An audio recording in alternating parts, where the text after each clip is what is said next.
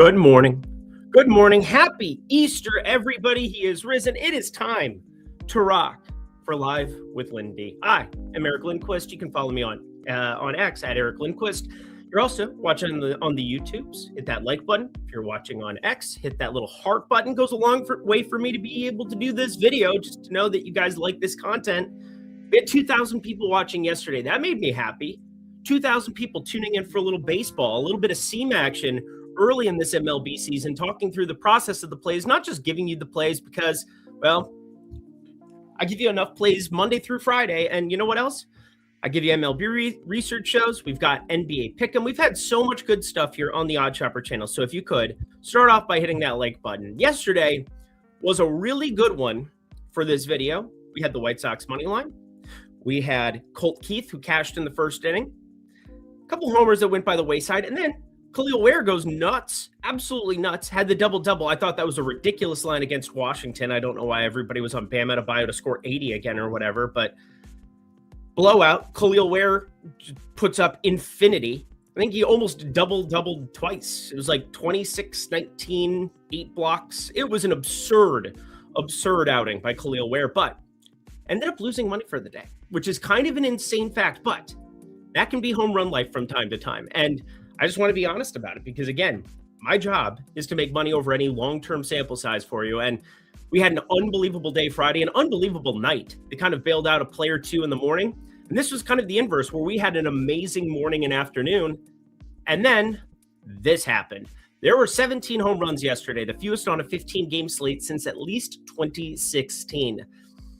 I noticed just over one home run per game. And obviously, or a couple, like two, and you had a pinch hitter. A pinch hitter was the only player from the 3 night games that hit a home run. Tyrone Taylor, I believe he was a pinch hitter. I was watching that just like, what is happening to the baseball? Now, there was some cooler weather, but not in Anaheim. I know Marine Layer comes in during the middle of the night, whatever else, but it was an earlier start time than like the 6:40 7:10 type start time, so half an hour earlier. I mean, 6:40 is kind of a traditional time, I guess, for Angel Stadium local time, 9:40 Eastern. But overall, it was just barely down, but it hurts my feelings. Don't know why I hit my iPad. It is what it is. But just wanted to point that out because sometimes you make calculated decisions. And I felt pretty good about the card. Luke Raley plus 500. He ends up leading off. We get closing line value on that. I didn't expect him to lead off for what it's worth. I didn't even notice that he was leading off. Like a lot of that stuff, but had one pick'em card that hit that kind of bailed out the pick'em stuff. Felt good about that process. Felt really good about that process. We covered a lot of really good stuff yesterday, and yet ended up a little bit down. So I'm looking for, it's not even a bounce back. I'm just looking to be in green. It's Easter after all. It's going to be good times. So this is Tails over here that I'm sharing with you at the moment. If you guys are looking for some free plays throughout Easter, if you can't put in the research yourself, if you weren't able to catch this entire hour and a half show, 2-hour show that we're going to be doing right now on stream, covering origination, bottom-up betting, top-down betting over at Odd Shopper, well, you guys can head to Tails and find a lot of really sharp people. Mr. Marcotte, I find him to be extremely sharp. He's on Athletics plus 1.5. That's kind of an interesting one right off the bat. We'll talk about McCullers because I backed McCullers very, very early on. Felt good about that as well. He's got another run line. Home run lines. Always fascinating. DFS Donut's the most followed person over on Tails. If you guys haven't checked out his stuff, he puts a lot of stuff in his VIP and in front of the paywall for you. And of course, here I am. I'm going to hit the little heart emoji or the little fire emoji. These are good things. My guy EMAC covering you in the DFS streets. So much good stuff over at Tails. So if you haven't signed up for that, the app's available in the App Store, Google Play, everything over there. And then Odd Shopper, I'm going to be sharing that here throughout, in addition to the Stochastic Props tool, which, again, I think it's still only free. I'm not sure. I just know that there's a link down there. If you try, promo code LindyMLB, maybe something good happens for you for an entire week. You get an entire week free. That'd be pretty darn cool. You can filter out by game. We can find really interesting stuff here. Walks, Slade Ciccone, the under of 1.5, plus 110. Millions of dollars have been won in the DFS streets over at Stochastic. This is going to be very nice, and it's only going to improve from here. We're only going to be adding more stuff, more features for the MLB. So if you guys want to check that out for a week, down below, Lindy MLB gives you an opportunity to check it all out. But we got ourselves a bunch of baseball. We also have a bunch of basketball. I'm going to be covering everything for you here. I'm going to bounce over to church with the wife for a little bit, and then we're going to be bouncing back. So I got to get a lot of plays, and I got to get a lot of bets down. I'm going to have some pick'em stuff. I'm going to have some bets. We're going to have ourselves a great, great Easter. So let's let it rip. I'm going to say hi to everybody here. No bacon on Easter. Yeah, no, it's not open. That would be awesome. No home run play with some of these weather spots. There's some interesting wind. I was on Wind Finder this morning. I had to go get a coffee at Starbucks. They were open. So we're able to rock. How about Joe Adele robbing 3 dingers in one game? At least one of them was not Luke Raley. If one of them was Luke Raley, I would cry. I like B-Lo and Chapman as well. I like Polly Pocket. Polly Pocket. She's the coolest person in the Discord, outside of me, of course. We appreciate you grinding on Easter. By the way, the throne is taken. We appreciate you grinding on Easter, Lindy. You're very welcome, Justin King. I love baseball. I love betting. We're going to do both of those things together. Keith, White Sox, May, great job. Felt really, really good. We had the May over 1.5 walks. May under outs, if you were able to jump on that too.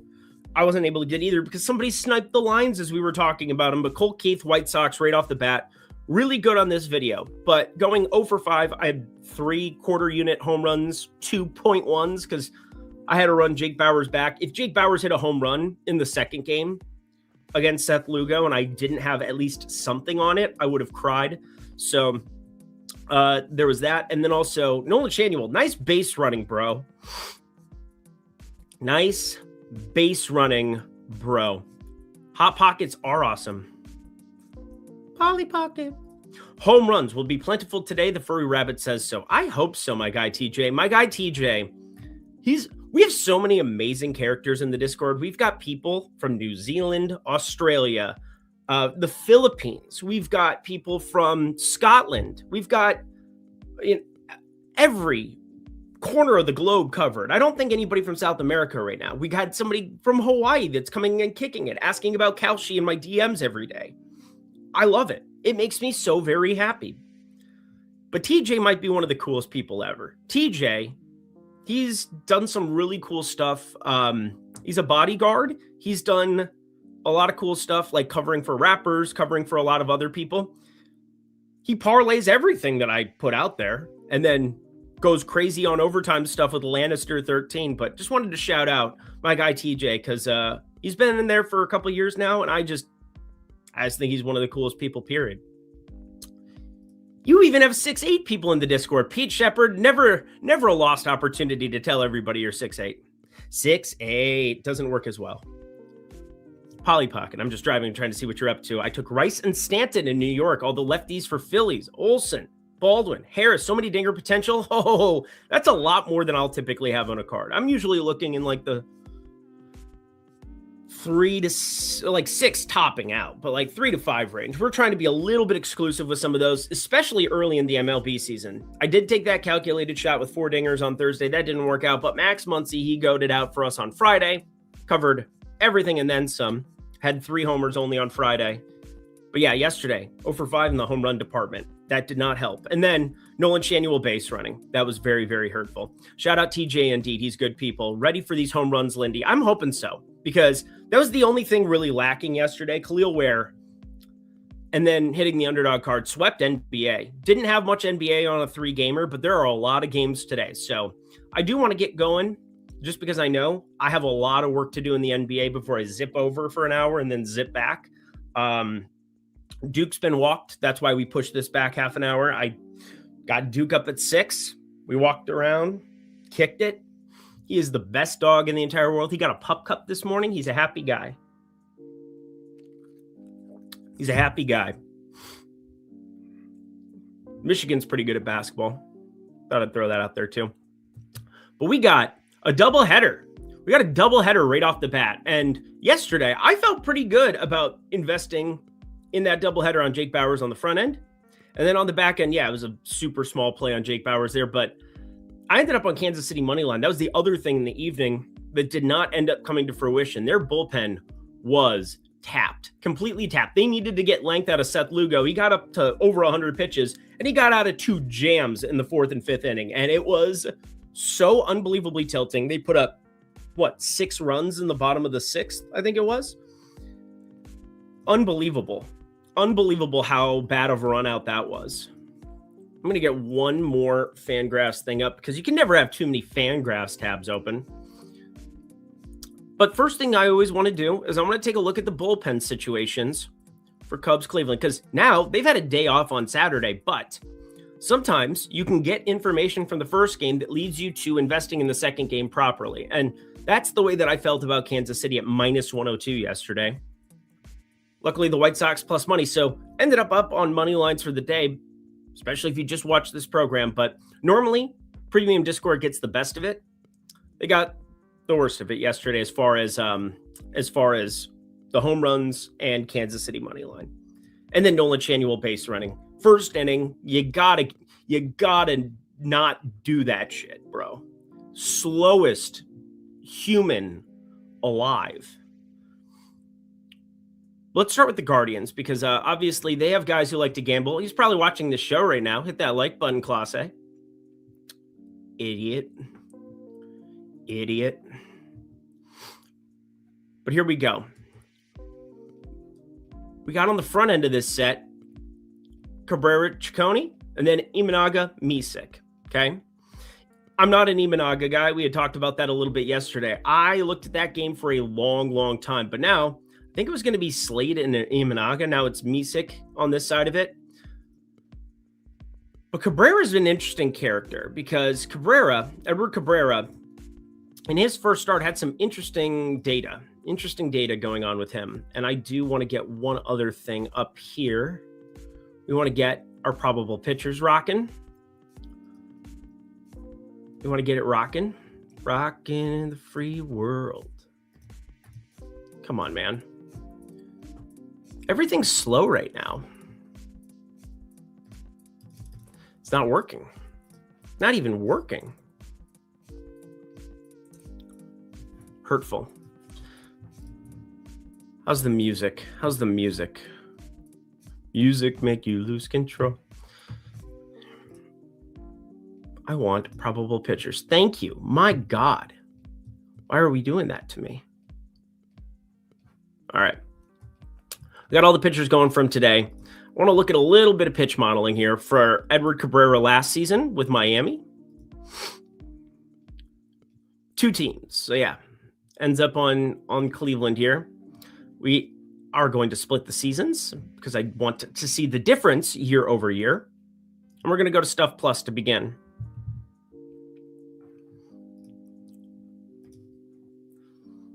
Like Langoliers today, too. Oh, my goodness. Soder Goat. You mean Soder Goat. I don't typically have Soder Goat on the home run.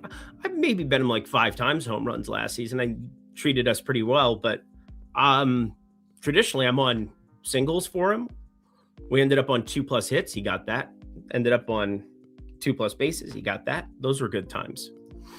It's no Yee, but it's good for stream background music. Good. Big Bear's cheeks at the moment.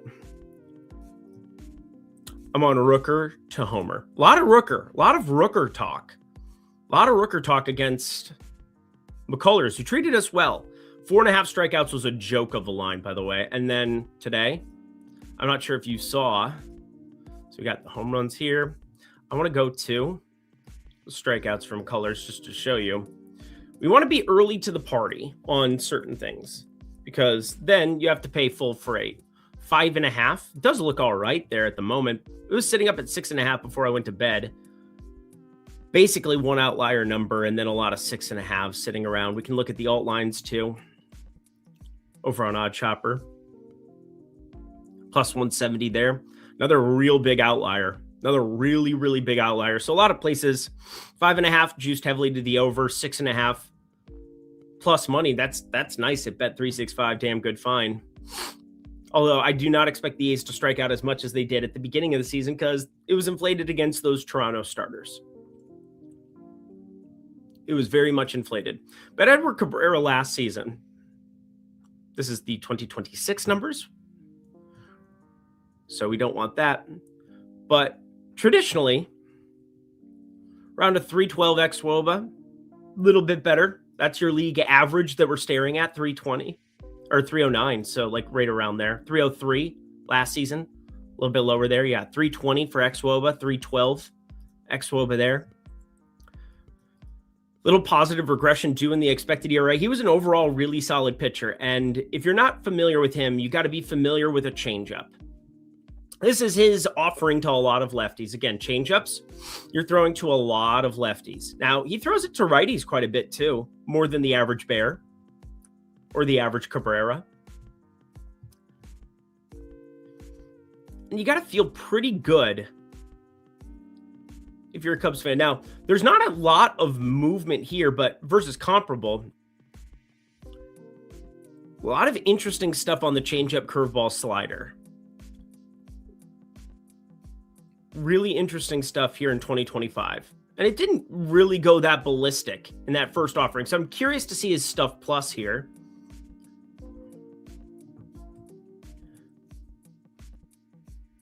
So year over year, we're talking about, I'm going to split teams. We want the Marlins.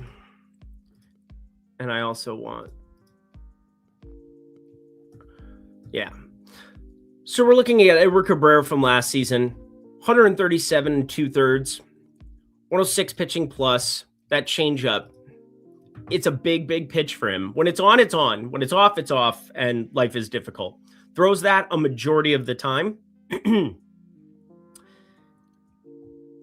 Fastball, not a lot going on there. And location.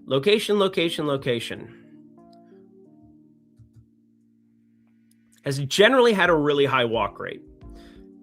Not so much last season. Improved a lot in the location department. Now, is there negative regression due for that? Maybe to some extent. Strikeouts were basically in line with his career average in that first start. But we know this Cleveland team has some strikeouts available in it. Outside of Kwan and Ramirez, there are some strikeouts. 27.8% K rate against righties so far this season, just an 83 WRC plus. Now, it is park adjusted, but they played in Seattle. They were in Dodger Stadium. Seattle and the Dodgers, I think we all expect them to be some of the better teams. And we just got the Cubs lineup as I'm talking here too. So this is nice to cover this doubleheader right from the get-go. We got Bush Bregman batting second again. Good. Hap, Pete Crow Armstrong. This is basically their exact lineup that you'd expect. No Moises Ballesteros. Michael Conforto batting seventh, so that's going to change out. And they went to Amaya. Carson Kelly going to be catching the second game. So this is a downgrade to the lineup with no Ballesteros, who I do expect to be a better hitter than we've seen. Michael Conforto, not exactly your go-to guy at this stage of his career. So this is a good lineup for for Edward Cabrera.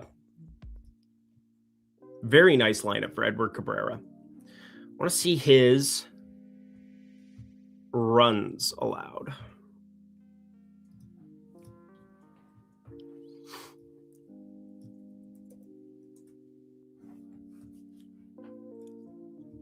Probably not much to mine out of it.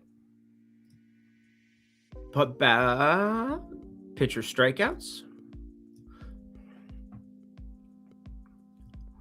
That's definitely an upgrade of the lineup.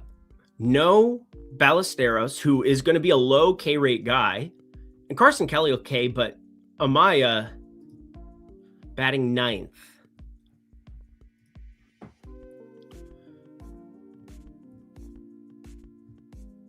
That was the other thing, too. We knew Sal Perez was going to DH potentially in the second game, which is what happened, but he had Jensen catch. He had a 2-run RBI double or whatever it was, and that hurt. That hurt yesterday. But very weak hitter in Miguel Amaya. If there's enough ammunition at the top of the lineup, how about Bregman right out the get-go? I've always liked him purely because of the launch. I don't get him to the card a lot because he always tends to have much lower numbers than I'd expect. And then, I mean, this would be a ridiculous improvement year over year over year over year. You could be around 45% again. He was awesome with the Red Sox. I know Matt Damon, not exactly stoked that he left and that they didn't re-sign him. But the Red Sox are a business at this point. A lot of baseball teams are businesses, and they're not always looking to re-sign the best guy. They're trying to make money. And when you have a new ownership group come in, stuff happens, bro. Stuff happens. Walk rate's been higher for him here as well. You are getting screwed out of a couple more than you had in days of yore. Again, 20.5% of his at-bats here, resulting in walks, Ks. I like that. You like that. You like that. 25% so far here. What does it all mean, Basil? Well, it means that this is a ballpark that we know has been better for lefty power. We've been covering that. But if you look at the right side over a 3-year average, I actually kind of want to go to 2 because there's been some different wind shit going on in this ballpark specifically. But for righties, it is just a disaster ballpark for home runs. Second worst for right-handed bats. They have that huge wall over at the left corner. Huge wall. Not an ideal situation. Not an ideal situation. But Slade Ciccone, there's some stuff that is obvious. Kind of everybody gets to eat. Everybody gets to eat. And it's kind of similar here too with Parker Misick for righties. Not as good, but he's definitely the preferred of the two. Slade Ciccone, not very good. Wind direction for this game. Let's look early. Let me switch this out on my side because I've got wind finder and everything here. Blowing pretty hard across the field, left to right. 18 to 20. What I'm seeing right now, 45 degrees. 45 degrees. If Edward Cabrera gets it going, we could see some stuff today. Again, that changeup, such an important pitch for him. Specifically to lefties, obviously, righties too, but 344 xWOBA last season, that's a bigger number than you'd want to see against lefties. That's a big number. 323 WOBA, higher than the average bear. So lots to take in here for this game. What's actionable? What is actionable for us? Is there anything actionable? I think obviously the Cubs are the preferred side. I don't know how you could be a Slade Ciccone guy.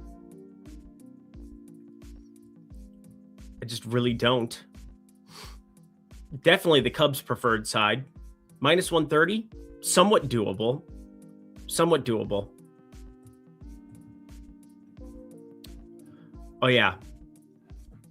That's actually a really good point. So, I'm not a businessman. I'm a businessman. Oh, interesting. I took Senga over 5.5 Ks for Pick'em. Kadai Senga is going to rock today. San Francisco. Oh, yeah. Oh, yeah. Denial for life. Yeah, don't do that. I'm just telling you the way that it is because of the way that it is. I'm not saying that they shouldn't do it that way. I'm just saying that that is what it is. Rojas in the two hole is interesting. Yeah, we knew this Dodgers lineup was going to roll out weird. So I don't know what's really actionable here for this. I think this is pretty darn efficient. Cabrera. I thought maybe some earned run stuff, but that is definitely a weaker lineup on the Chicago side for Slade Ciccone. Let's take a look at earned runs for him. Because traditionally, you're looking to get a little bit more length out of these guys. Why did I just type 2.5? Yeah, we got to be steering clear of the atmosphere over this entirely. It's going to be batters or pass. So looking at some of the batters, we've got the home runs here. I do think Bregman was the first one that really popped for me. Plus 600 is a pretty big number. I don't love the wind direction. I don't love that it's 45 degrees. I love the launch angle. I love his ability to hit it opposite field. Kind of does a little bit of everything. And yesterday, I had talked about Michael Busch, where I'd really stared at him. Plus 390 now, best available. There's a planet where you could click on that. There's a planet where you can click on that. And Baka! Plus 500 for PCA. Plus 5. Okay, there we are. Our first bet is in. Our first bet is in. For those who aren't aware, Pete Crow Armstrong, when you get a low strikeout arm up there, limits hard contact, but he's going to give up some barrels. That is a big barrel percentage. Look, league average 7.2%. He gives up barrels. That's definitely something we know about Slade Ciccone. That is a known quantity.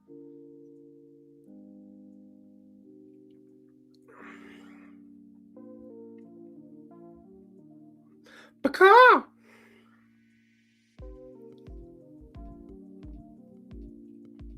And for my Kalshi guy watching, plus 573. After the tax, that's going to be very, very comparable. So, letting you know, all 50 states available to absolutely everybody. Kalshi plus 573. It's going to be right around the plus 555. So, same kind of deal. Decent liquidity that was in that earlier.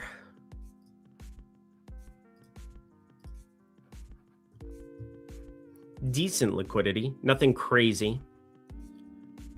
You can get up to 38 bucks on that. You could get your full quarter on that.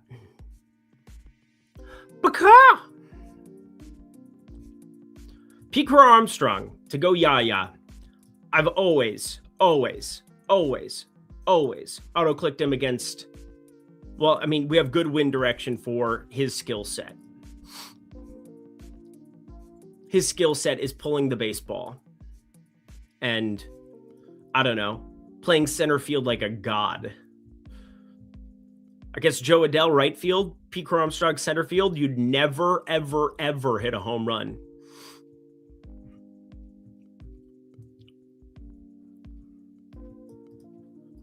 It was awful weather at Wrigley mostly, outside of like one day. We don't have a homer yet on the card for him, and yet he's doing everything I want. Everything that I mean, this, but bat speed looks fine. Bat speed looks fine.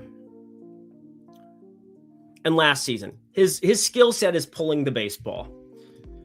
We love when you pull the baseball. We love it.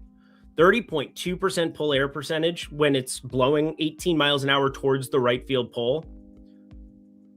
That's a good thing to see. Square peg, square hole. Pete Crow Armstrong today. Too good of a number to pass up. And looked at Michael Busch for a long time. Looked at him yesterday. Looked at him for a while. I like Pete Crow Armstrong a lot more at the price. Plus 500 is plus to plus 375, plus 390. Was like tippy top at one point yesterday. Now, Chase DeLauder against Cabrera. Apparently, all this dude does is smash. Jose Ramirez. This might, like Kyle Manzardo. It hasn't been this bad, but it's been bad. It's been bad to start off. And, you know, they're not going to hit eject on cleanup. This is just a massive power bat, but he has not seen the ball well. I'll repeat, though. You face Seattle and you face the Dodgers. This is the shit that can happen to a guy who's not, you know, the most plate disciplined. 2 hits and 31 plate appearances. 2 and 27 at-bats. That's that. Like, you're looking for one event, and it wouldn't shock me. Wouldn't shock me. I like to buy low, sell high, too. I mean, Pete Crow Armstrong has 0 home runs. I don't give a shit. I do care that Kyle Manzardo not exactly seeing the ball correctly. Also, is he DHing? No, Ramirez is DHing, so they're keeping him out of the field for this first game. Man, this is a weak back half of a lineup. Schneemann, Rocchio. Arias has more power, but I'm always surprised to see his home run numbers considering his launch. And then CJ Kafis, just brutality at the back half of this order. Yeah. We got PCA plus 550 BetMGM. That's what we did. This is what we clicked on. What are the odds on PCA 3Ks? Don't do that to me. Don't do that to me. That's rude. How rude. How rude. Against Slade Ciccone, I swear to God, if he strikes out 3 times, I will lose my mind. I will lose my mind. It's Easter. Don't do this to me. And they can do a lot of this crap. We'll pay very close attention to this first game because I do want to see how they utilize the lefties, especially when you have like Bush, Ian Happ, who's switch hitter, so it doesn't matter, but Bush, Pete Crow Armstrong, relative to Bregman, PCA season. Cool. We got a bet in. Let's get to what's kind of been the main event of every single slate the last 2 days. I mean, Freddie Freeman, man. Freddie Freeman, back-to-back days, took his total bases for Pick'em. Back-to-back days, he was an auto free square. Now, Dalen Lyle did plant my flag a little bit with him in Pick'em, and that didn't come to fruition. He had a couple of really poor at-bats, too. It's a very small sample size, so am I going to freak out all that much? No. The guy's hitting 333, decent OPS, kind of in line with where we're looking at. Hard hit's been down a little bit, but not striking out a ton. And I thought it was a really good price against Glasnow, considering his ability to not get fooled. And he just hit a couple of ground balls, a couple of just like little dribblers off of Glasnow, which was annoying, which was really, really annoying. Ground ball, a little bit higher than last year. Last year was a super small sample size too. I mean, not super small, 1,300 pitches plus. He's a quality hitter. Well, let's play the pin to tail on the Roki Sasaki donkey. This guy, does anybody know what you get out of Roki Sasaki on a day in, day out basis? Usually, no. And DC's had good hitting weather pretty much every day. This is by far the worst hitting weather we've had. 65 degrees after being 84 the last couple of afternoons. Winds blowing across the field, not out. So it is a worse situation for pitching. And Foster Griffin will not be crazy long for this game. Let me pull one other thing up here on the background. I do want to see this. I've got my chart of long relievers. And we're looking at, for Washington, Griffin should be able to be a little bit more stretched out. He went 5 innings on the 30th, so mainly just thinking about the Dodgers and what obliteration looks like, what relievers you're potentially looking at there. So we go to the Washington side of things. Here's their starters. Only lefty is Foster Griffin. And you said Miguel Rojas up in the 2 hole today. That's a thing. Miguel Rojas.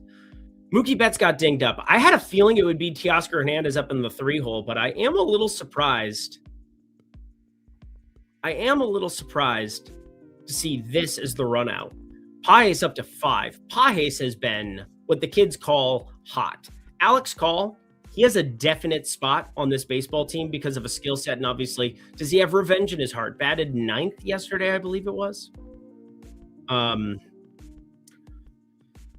This is a weak Dodgers lineup. You knew you were going to get rushing catching after having Will Smith the last 3 days. I thought Will Smith would be DHing, but they're DHing Shohei.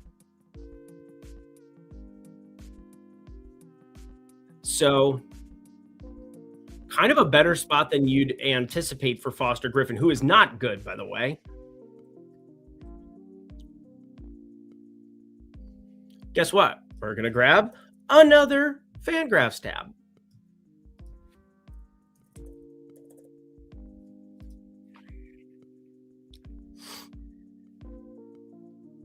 Yeah, that is just the thing. Why do they insist on rushing versus lefties, though? It's just how it lines up. it's just kind of been the way that it's lined up. You play Will Smith every single day you can, and then you have to give him a day off here and there. But to not DH him and DH Ohtani, my guess is it just means, I didn't look at the schedule tomorrow, but my guess is that they just don't want it leading into a game where he's, potentially getting ready to start. But I think it's 2 days until Ohtani's next start against Toronto. No, 3 days. Yeah, why are you I guess you just prioritize Ohtani DHing, and Will Smith, you just kind of give him the day off. Is what it is. Is what it is. If I had thought through that one a little bit better, I think I could have probably got myself some Rojas early, some Pages early. I think everybody had Teoscar projected to bat third with Mookie Betts out. It just made it super easy to just move him from 5 to 3. Pages would have been the guy that I think I could have probably thought through and gotten some type of value on either total bases or hits plus runs plus RBIs, but I'm a dipshit. Happy Easter, Eric. Not a chance in God's green earth we're betting him at these numbers. And Pages, good Lord.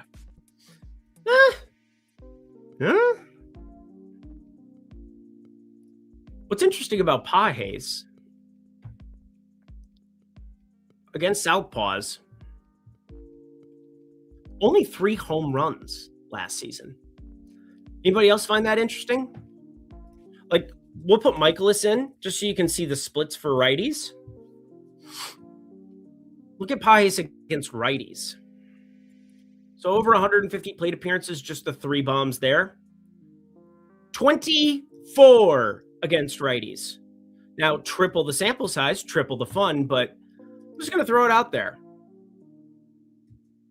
That's interesting. That one's interesting. Would have been hard for me to land on Pages in the 5 hole. Or, I thought about Pages being potentially the guy they wanted to keep Teoscar where he was, but Teoscar's just been a lefty smasher his entire career, and that's why he's on the baseball team. Pretty decent. Nothing spectacular, but giving you good at-bats. Also sneaky fast. I don't think people recognize the speed that Teoscar Hernandez has. This sprint speed, I'm guaranteeing you, it was higher last season. Only 5 stolen bases, 12 the season before, keeping him somewhat healthy. But go down here. Not the greatest fielder on planet Earth.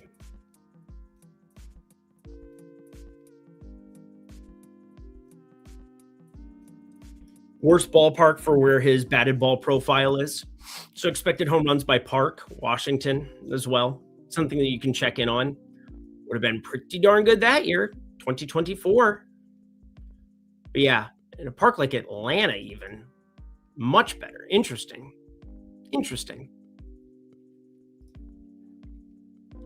I always love those numbers. I haven't really applied them to anything that I do, but it's fun to check out and be like, all right, maybe this isn't the best spot.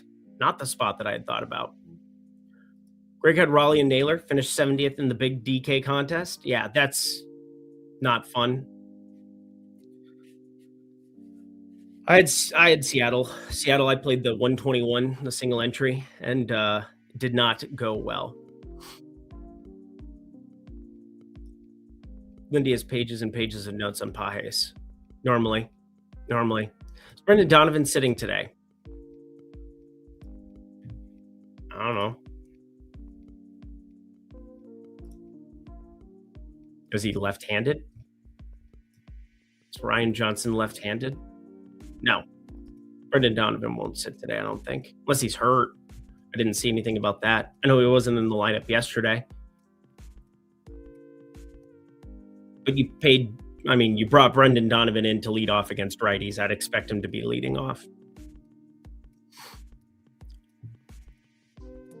So let's look at the Washington side of this one, because Roki Sasaki, wide range of outcomes individual.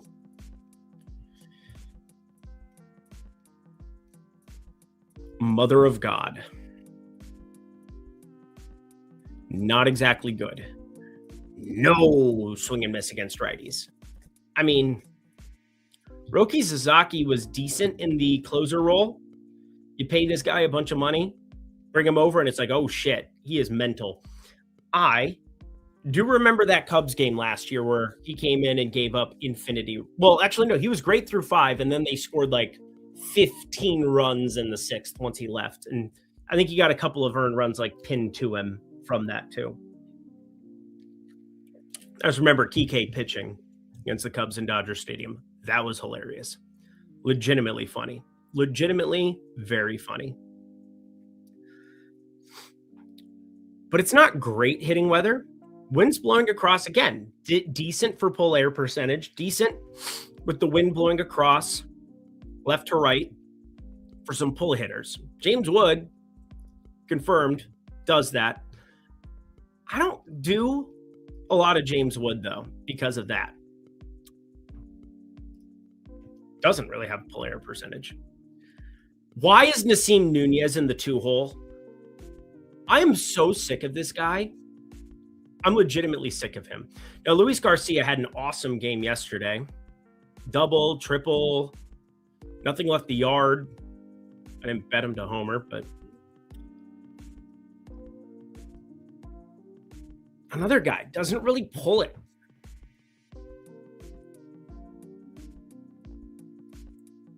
We got a pull hitter. Is this going to be Dalen Lyle again? Am I going to have to Dalen Lyle my life again?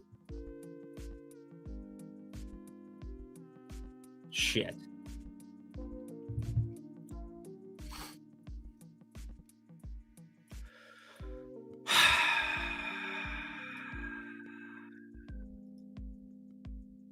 I'm a stubborn man.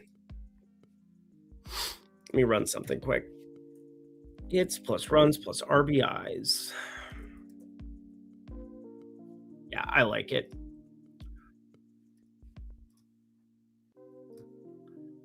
I unfortunately like it. And this isn't even like pick 'em. This is just I like it.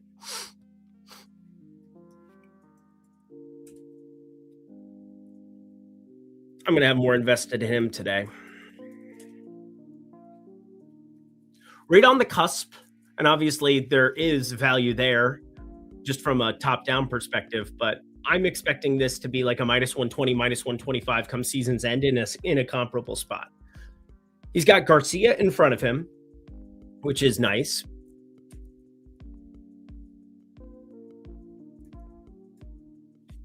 Ugh, I have to do this.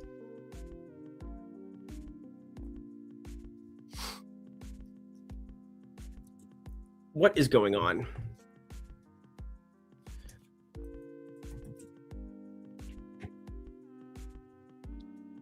I just want to see the accent mark. It's screwing it up.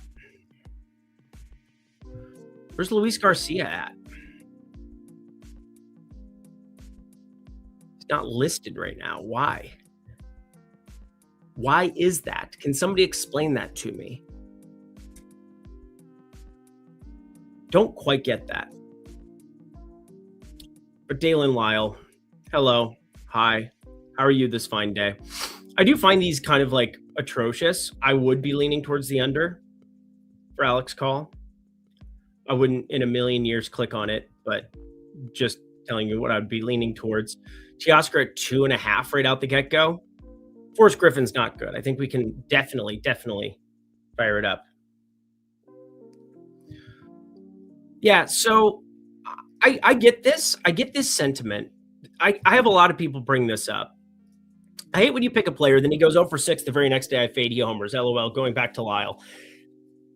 We bet him to homer because it was a big price and somebody who wasn't going to get fooled really from Tyler Glasnow. And we got at bats. We got bat on ball.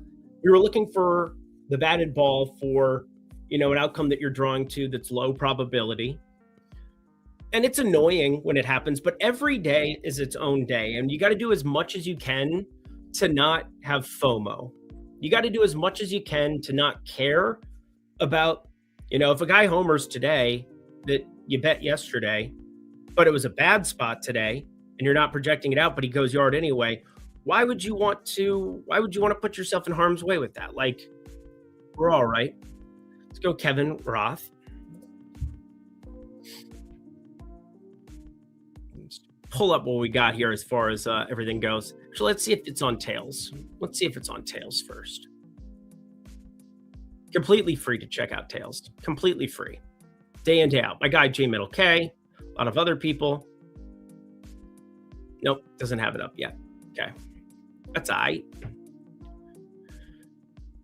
Plus 2,000 no home run parlays yesterday. Interesting.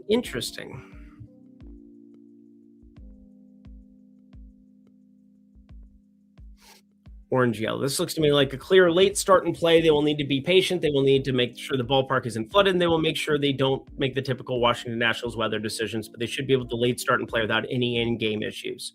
There you go. Good to know. These are good things to know.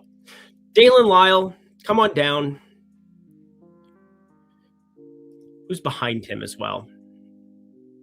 Oh, you mean the guy who constantly puts the ball in play? Cool. I'm interested.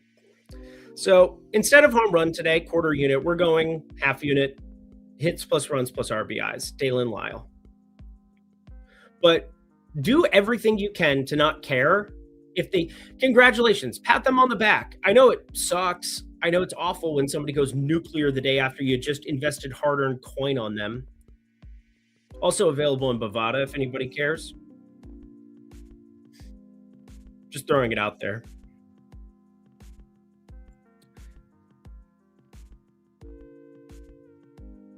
Pretty confident in that. I'm quite confident that that is a solid play. Again, not going to the home run market with him. And the outcomes are wide. And he gives up tons of fly ball contact to lefties, but it's a little bit off kilter for me. I think we've done enough on that game. We've covered enough with you, Dalen Lyle. Baltimore-Pittsburgh, I think, is very interesting because that wind direction. Let me get this off the screen. Sorry. He's not a home run guy. Dalen Lyle, I know, but plus 750 was interesting yesterday. What price and book? Oh, wouldn't you know it? If you were in the VIP with me, you would know. BetMGM. And Fanatics for this one. Fanatics. Pete Armstrong, BetMGM. We nuked it. I said decent liquidity still on Kalshi. Available in 50 states. Join the movement. Also, yeah, hit those fire emojis. That makes me feel good. PNC, we've established, if you remember, awful for righty power. Awful. Worst ballpark in baseball for righty power. They play right by the river in a van down by the river. And there's a ton of space. It is very hard to be a lefty or a righty, or especially a righty, but look at the lefty stuff. Not exactly fun itself. Worst ballpark. Home runs. 31% fewer home runs. Again, for example, hit 35% more home runs at their ballpark, meaning 35% more home runs were observed. 31% fewer observed at PNC from the left side and right side. But even though it's cold, we do have some wind direction going straight out to left. And Chris Bassett, Braxton Ashcraft. Interesting breakdown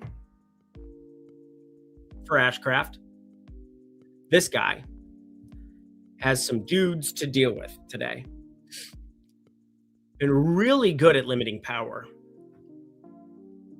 Really good at limiting power. There are some guys, though, and it's price and probability at the end of the day. Like, we want to see if there's anything to mine out of it. Do they have Beavers hitting sixth? Yuck. And DHing. Okay.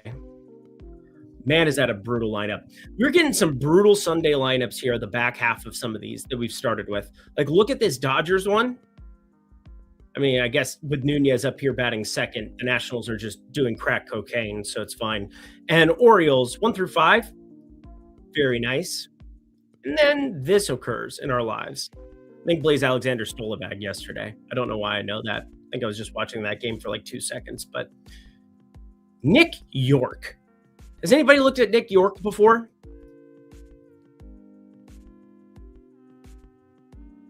I bet you haven't. I bet you haven't broke down Nick York before. Now this guy, this is absurd. Very few plate appearances, very few at bats, only 3 homers here. But I will point out that Nick York does a couple of things. 1, the launch has gotten better. 2, ex-WOBA was atrocious last season, but had some hope there before. But look at Nick York at AAA.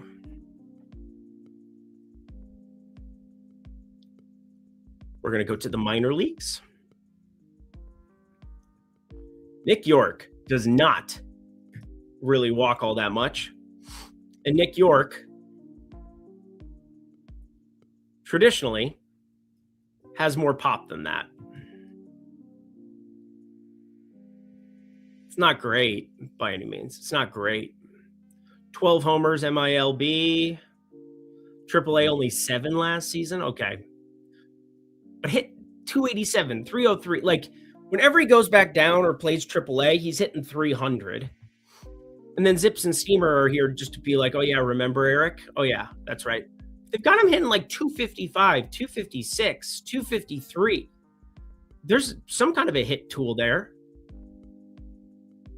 Some kind of a hit tool there.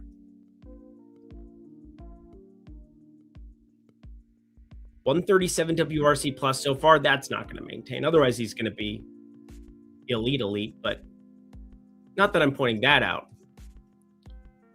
I'm pointing out who he's around. And Chris Bassett, pretty good against righties in general.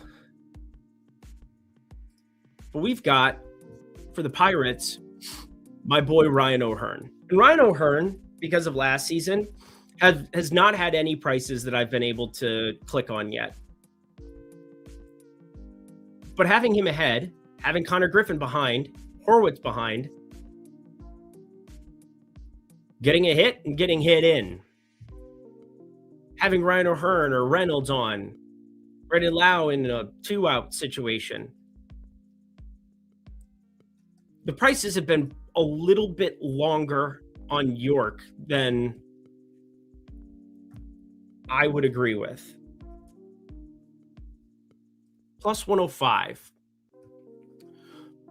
Now, just from a market-based perspective, looking all right at plus 105. You can see, not going to be a pick 'em square by any means. Don't even think about it. Don't even look at it.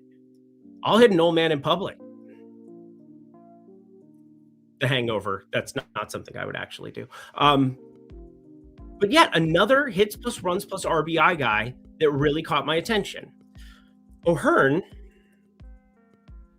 just continually gets around that minus 105 is much better than I've seen this season. Minus 118, minus 110, minus 125. And look at Zips and Steamer on Ryan O'Hearn. Obviously, he's batting 1 up higher in the order. So, it's got to be worth something. We're talking about a guy who's at 269. So 255, 250. That's kind of what we're looking at for York. 270 up here, putting himself on base quite a few times. And last season, 366 OBP, highest of his career.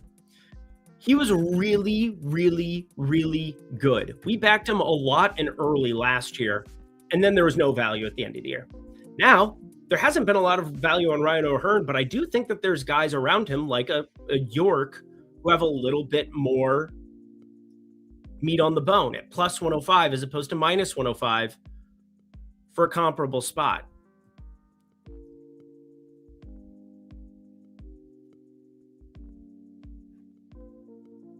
Now, O'Hearn has the platoon.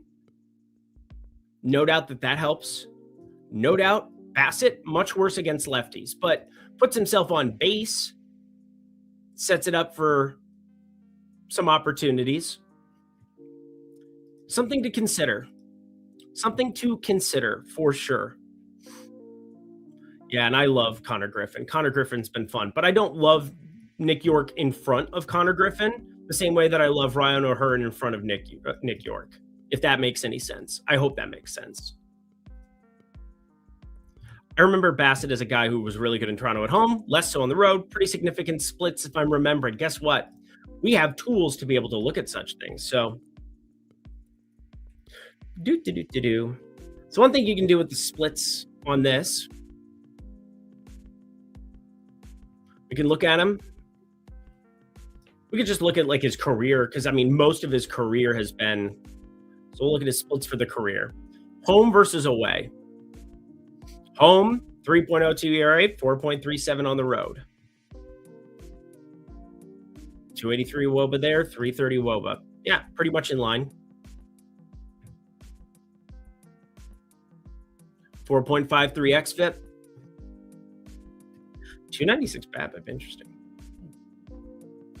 But yeah, home and away here. 4.53 xFIP, 3.90 xFIP. I mean, a lot of pitchers are going to traditionally, unless you're pitching in Coors or on the moon, you're going to see home road splits to some extent. Maybe this is a little bit more pronounced. Gave up a lot more homers, but not like Rogers Center is some elite ballpark for power, especially with the roof closed. Got to get cooled up in Canada, eh? It was good last season. Let me just tell you that. 2-year rolling sample size here. Pretty good last year for righty power. Let's go over the last 3. Righty power, Toronto. Yeah, Rogers Center was pretty darn good, but we can go roof closed and take a look. Rogers Center. See, with the roof closed, gets way worse. Way worse. And now we go open air. I'm kind of scared to see what this looks like.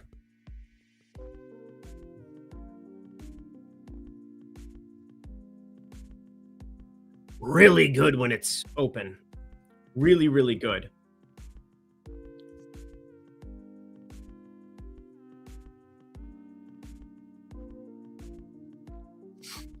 Spin rate on sinker is down huge, and it's getting crushed so far. We'll take a look at it. Because when you change teams, when you switch out teams, they're going to have you pitch different. They're going to have you do different things.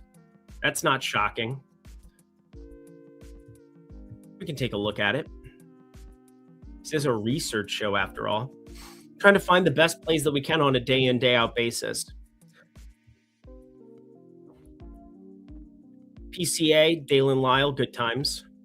Got 2 in already. But now, just kind of doing some quick stuff here before we go up and look at the spin rates. All right. So the cutter specifically definitely bears out. 21, cutter here. 21.37, 22.24. It was one start. Again, I do not want to panic about one start. I really, really don't.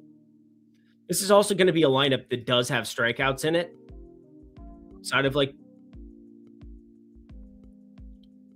O'Neal Cruz, 31% K rate versus righties. Brandon Lau, 25 and change. 25 and change for Reynolds. O'Hearn, pretty good. York, a little bit higher. Ozuna, a little bit. Well, did Ozuna even make the lineup? I don't think he did. I don't think Ozuna applies. Yeah, Ozuna's not in the lineup. He's getting a maintenance day. Because he sucks. And he's a terrible person. So there's that. Horowitz, Davis. Yeah, interesting stuff overall, but I wonder where Chris Bassett's strikeouts are at. That is going to be kind of a question about the Pittsburgh Pirates because they obviously have power. But this ballpark sucks, and they are going to strike out more than the average Bear, I think. They're only 12th right now against righties, but I could see that number going up, up, up. Not only could I see it, I expect it to be up, up, up. I expect them to be top 10 in strikeout rate against righties.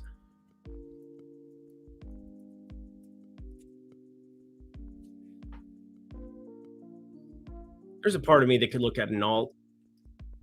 There's a part of me. Not getting enough bang for the buck. Not enough bang for the buck.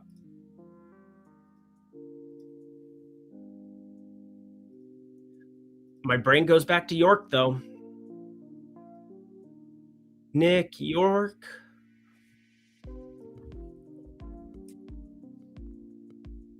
Do you want to look at his total bases, too?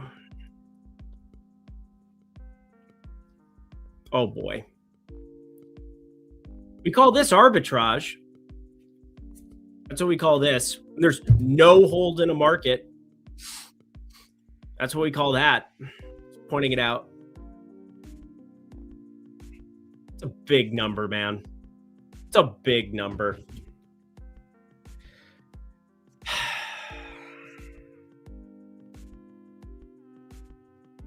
I'm going to put something small. Bet 365.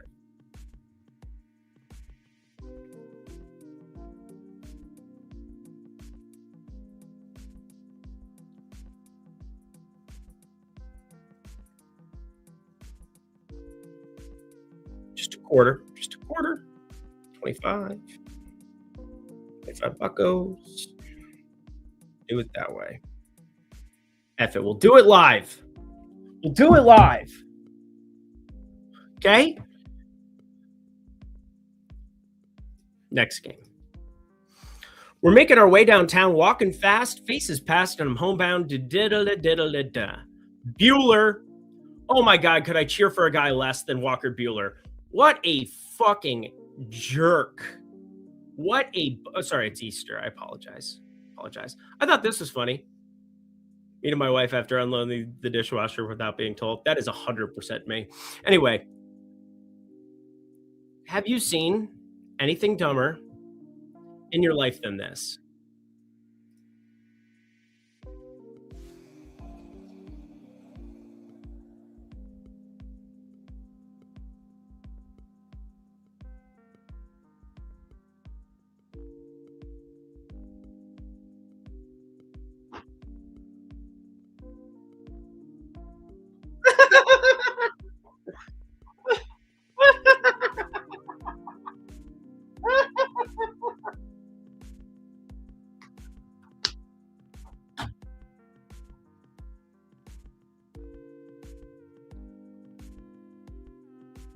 You couldn't hear it?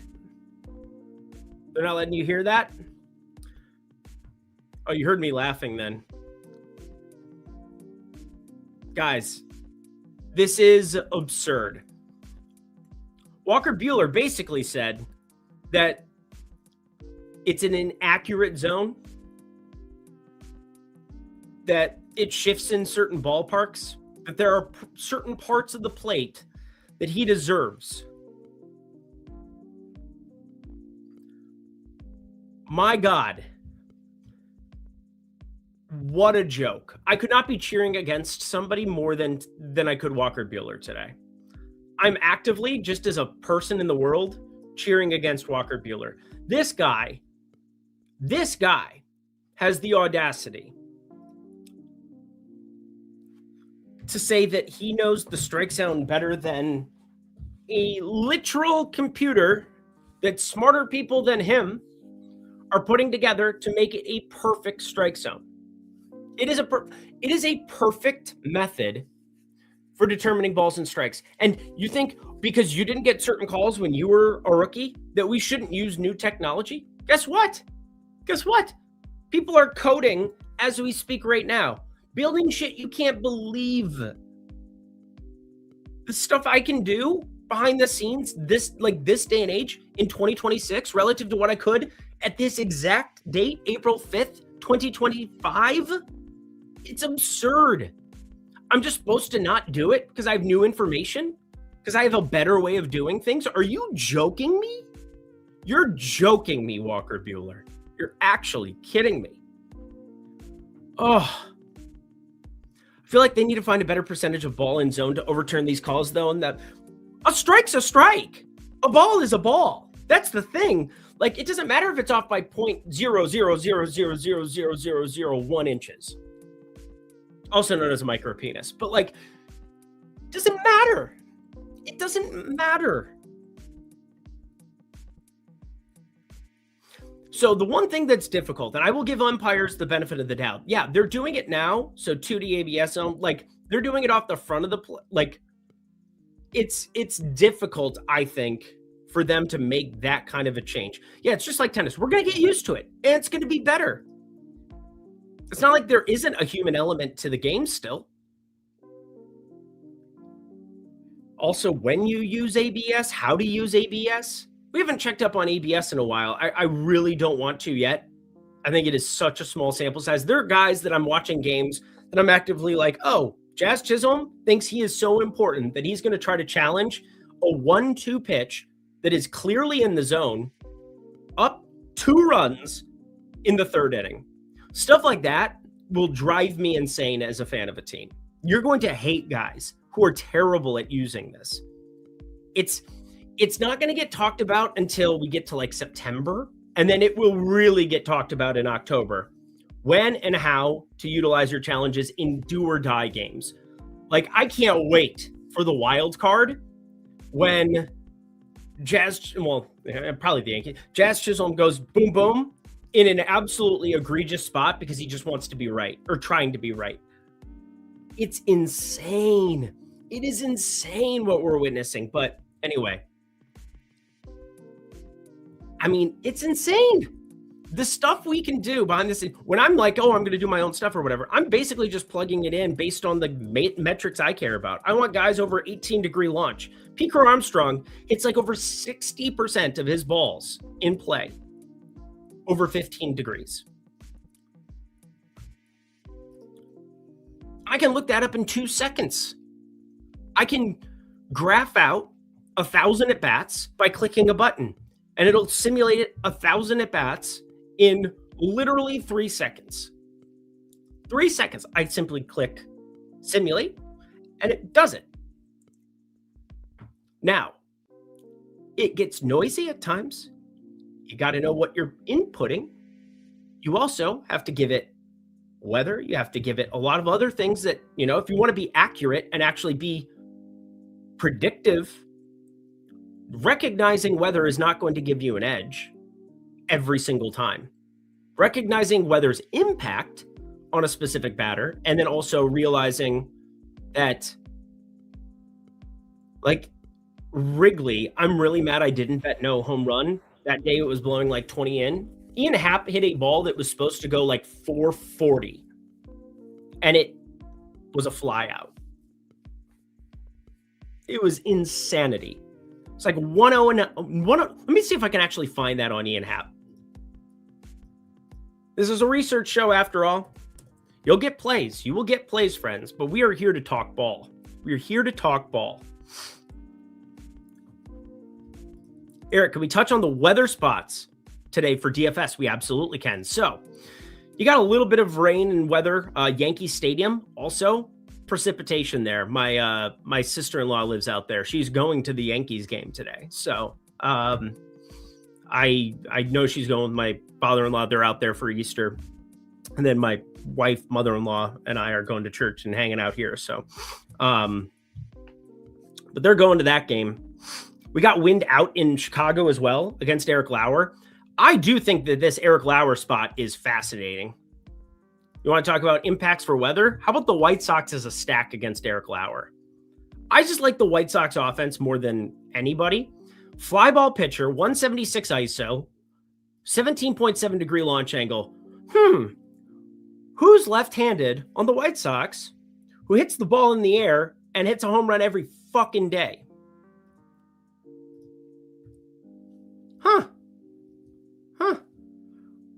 Interesting.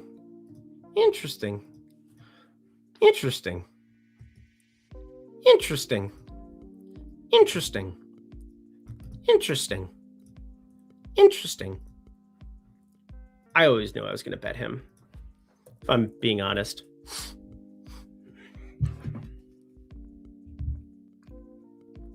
Fascinating. Fascinating stuff.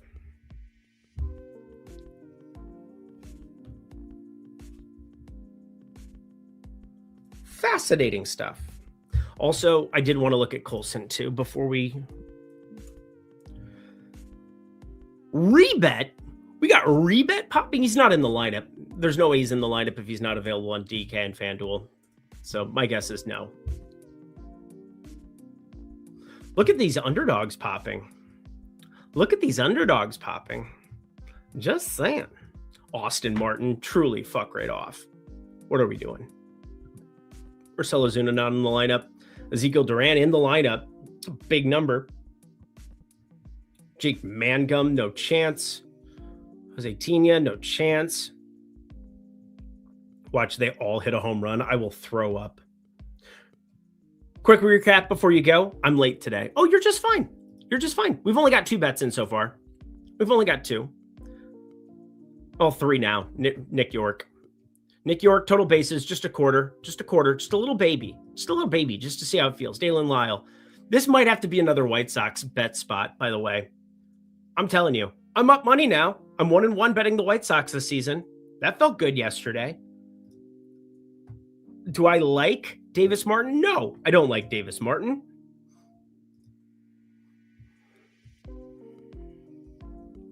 Oh, God.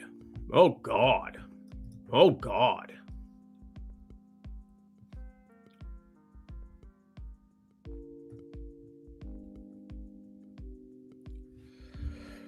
We got to get more Murakami in now. If you guys move this before I get there, I'm going to flip. I'm just waiting. Got to wait.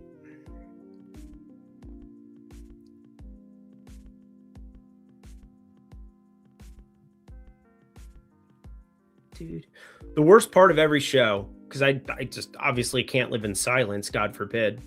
Can you imagine what it's like to be my wife? Actually, don't. Yep, you guys nuked it. You nuked it for me. You guys nuked it for me. You nuked it. You nuked it. How dare you? Plus 550. Gone.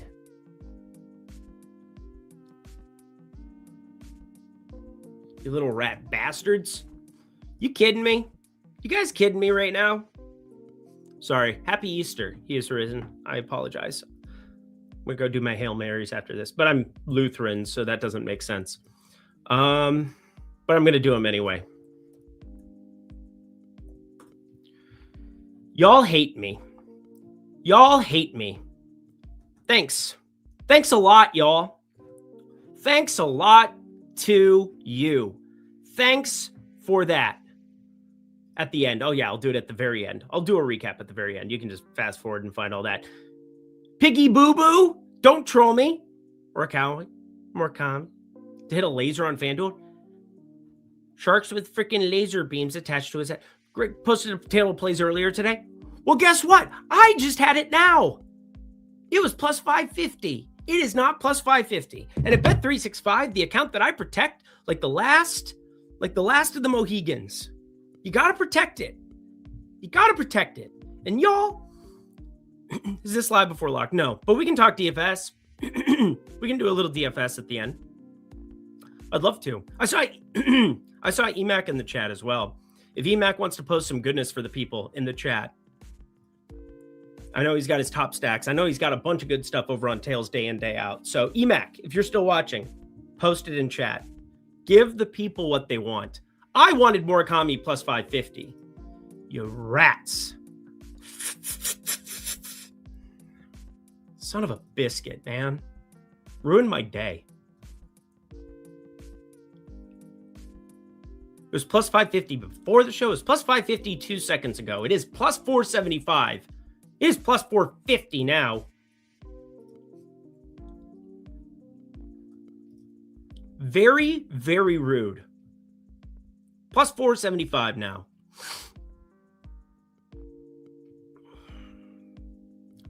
I'm never going to forgive you guys if Murakami goes yard. Never going to forgive you. Never going to forgive you.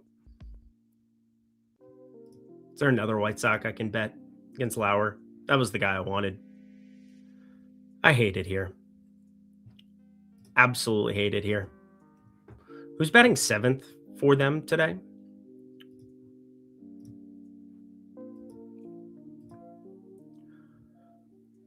Tanner Murray. I don't know who that is. I don't know who Tanner Murray is. He's never had an at-bat.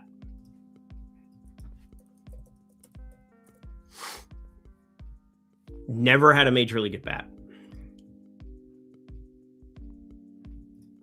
Well, that'll get you called up.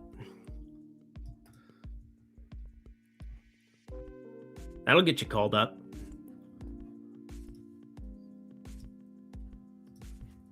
I just wanted to destroy something beautiful. Oh, who wants a plus 1,500 play? You meanie people. I don't even know anything about Tanner Murray. All right, let's find his launch, because obviously this is pretty good. Already has 2 home runs in AAA in 30 plate appearances. That's a good ratio at plus 1,500. Who wants a plus 1,500? Please have launch. That's good enough. That's good enough. That's good enough. I'm going to put $10 on it because fuck you guys. That was so mean. Why would you do that to me?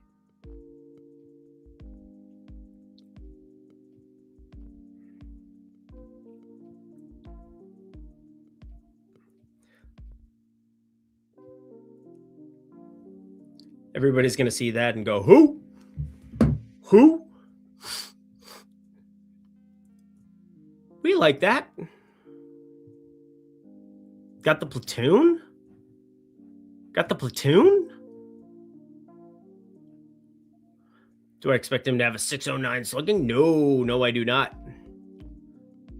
Zips and Steamer, they all project him for 1. Guess what? If he stays up in the majors, he's going to have a lot more than 1. He's going to have a lot more than 56 plate appearances. Worth a stab. Worth a stab. I like to make a stab on some hitters. Is that not why you are here? Is that not why you are here? God, I wanted Murakami so bad. You guys are so mean. Hurry? What do you need me to hurry for? I don't have to go till what, 10:30? It's 8:53. I've got another 30 plus minutes. If you want, I can go too. You want me to not work? Sure. I'll just work for the premium Discord and just focus on getting more plays in. Now, Davis Martin.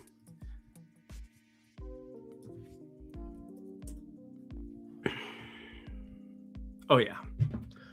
We like that.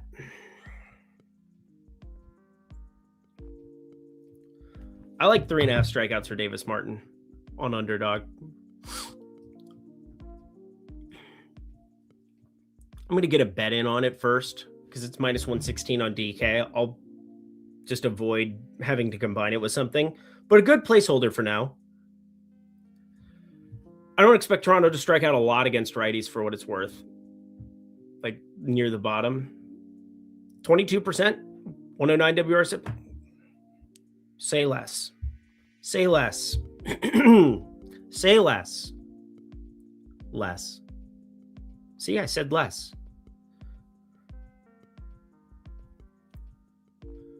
We like that. Boy, we like that. Murakami's going to hit a home run in the first at bat. And I'm going to have to bet a first at bat Murakami bomb just to smite you all.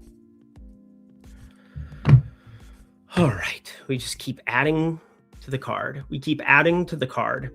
We've backed the White Sox quite a bit now today. Do we feel like rounding it all out with the White Sox to win the game? Because you play to win the game. Duh. Plus 150 on Fliff. On Fliff. Bookmaker plus 153. plus 151. A little bit thin inside of plus 140. Obviously, I felt better about the situation yesterday.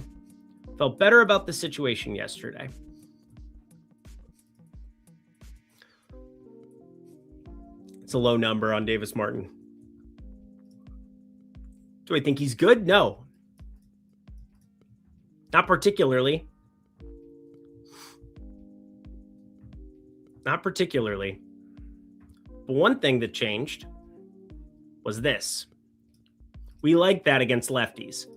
And the lefties are kind of the guys you got to get after in this lineup. You got to get after the lefties. You got to get after Luke's, who's not going to strike out much for what it's worth. Very, very, very, very good, disciplined hitter. But Barger, we got to get him. We got to get him with the changeup. Got to get him a changeup here. And Varsho, you got to get him with the changeup. Have to.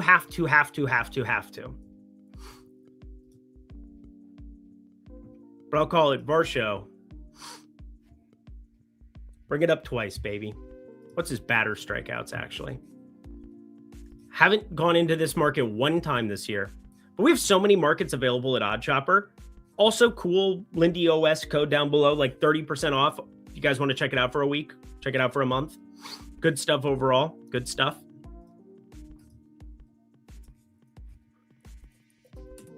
I like this White Sox bullpen more than everybody else does too. the good pieces of the bullpen.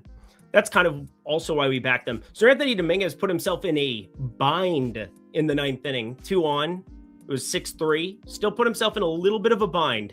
God forbid we had anything easy in that spot. But the White Sox in general.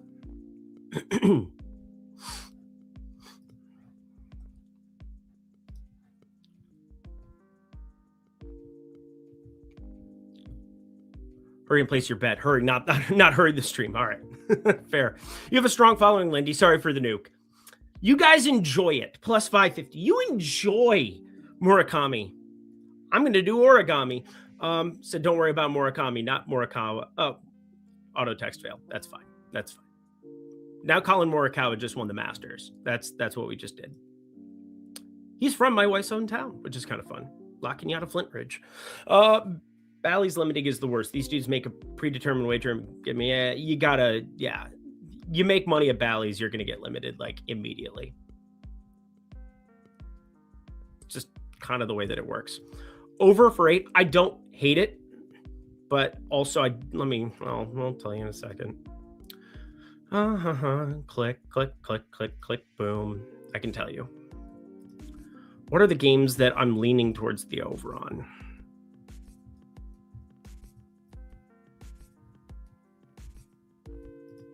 I do lean team total over on Chicago White Sox. That shouldn't shock you. Plus 114. It's over on DK. Let's see. I don't like the Toronto side very much. I'm going to guess I don't like the total runs very much. It's usually how that works.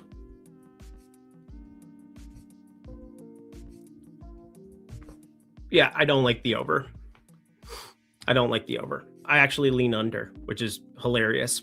It's funny how you talk through stuff and it's like, all right, yeah, I'm going to like this. I'm going to like that. No, I don't like the Toronto side. I like Davis Martin pitching all right. Hopefully. Otherwise, I lost money. We want Davis Martin in our lives to do good things. But I'm not going to back the White Sox today. I think the price is pretty efficient. I do lean team total over. Was it 3.5 or 2? Yeah, it's got to be 3.5. It has to be 3.5. Plus money, plus 114. Yeah. I lean towards the team total White Sox over. I lean towards the under on Blue Jays team total under. Neither are going to be a play. Need a good Siwoo day? I can't tell you how many times I've said that out loud and then it hasn't happened. I didn't have a bet. I've not bet golf for 3 weeks. This is the longest stretch of not betting golf in my life in like 12 years. I played one lineup in DFS in single entry. I played like the $25, whatever it's called.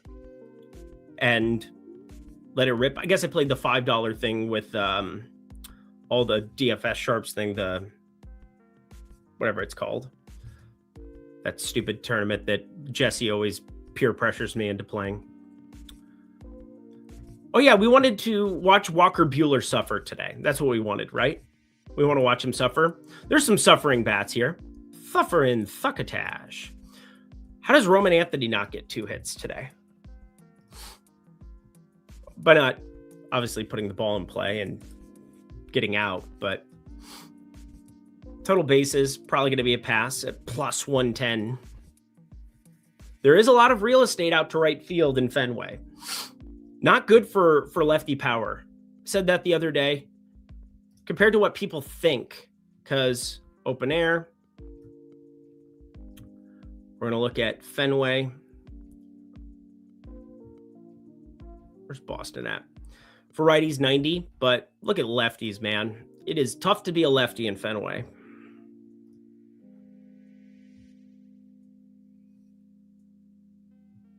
Tough to be a lefty in Fenway. Even though there's pesky pole, even though there's everything you could possibly want there. Fenway, 82. So yeah, even lower than righties. 18% lower. Wind out to left in Fenway. All right.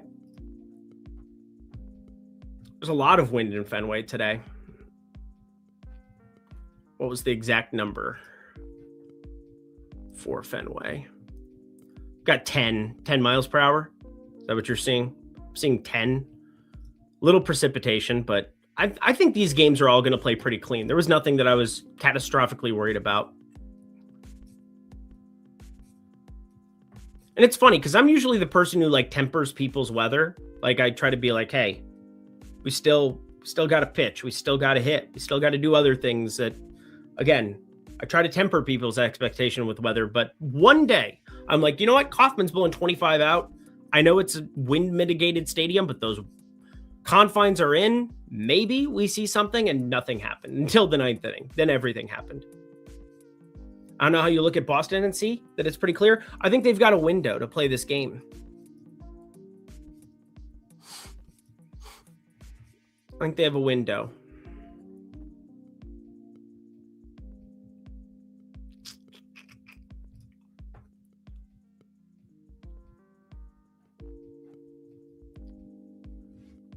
It's got it orange. I think they're going to be okay.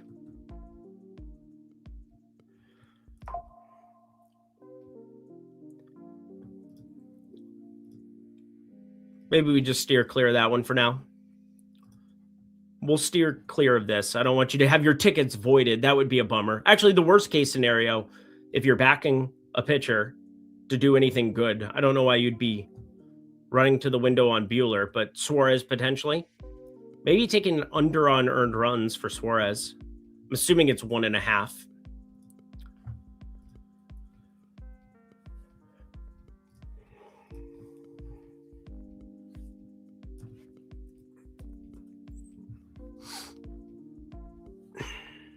Tell me Yuki Sagano's pitching in Coors today. Oh my God.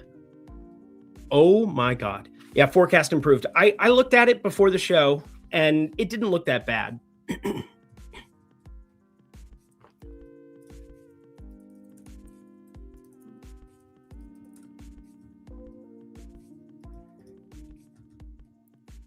Like they're going to have a window if they wait. They can also get the game in like now. I don't think this is going to be that catastrophic if they want to get the game in now. All right. You guys want to get to the main event of the day? The main event of the day is Coors Field. So there's that. Another cold ass day in Minnesota. We got that one covered. I really don't want to talk about Kansas City. This ballpark is going to make me break things. Everybody hates Texas, but we know Chase Burns on the mound in Arlington with Jock Peterson, who is completely broken at the moment. It's been a year plus of him just being broken. I don't know a nice way to say it.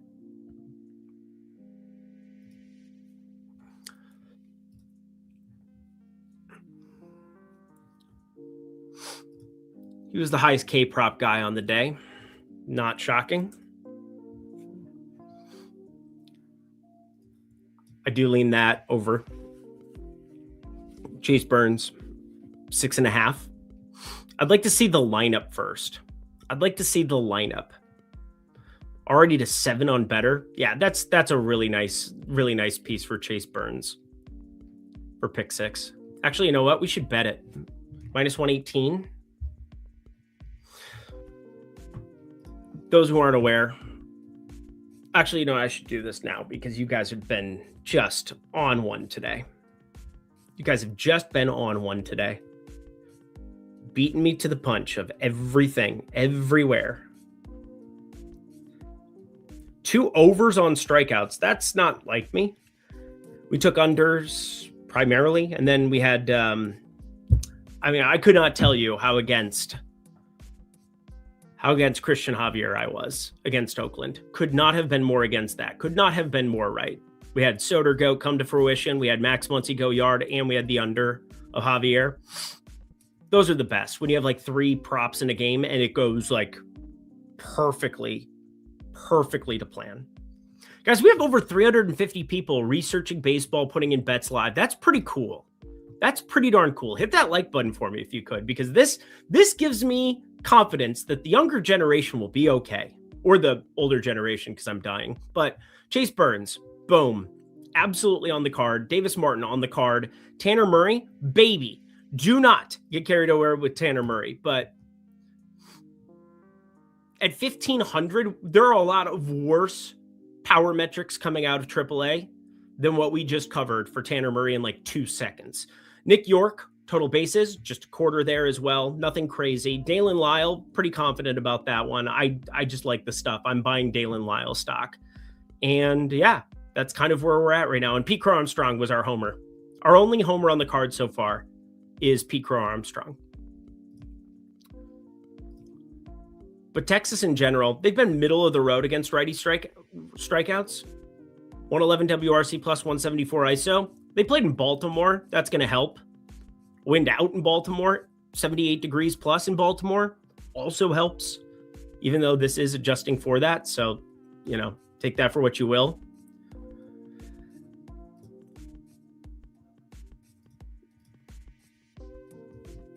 Want to see Langford, Berger, 2-4. That would be great still. Just 2-3-4. Have him, Seager.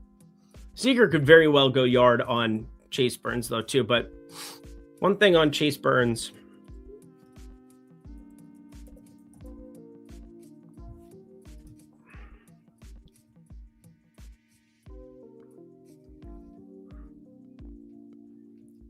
If we get 85 plus from him, Yahtzee. Absolute Yahtzee. Because that guy's fastball is just so damn impressive. This fastball is just filthy. Threw it 63% of the time in that first outing. The whiff on it is outrageous. And the way it sets up the slider, too, is just... What do we got here? What do we got? Reds.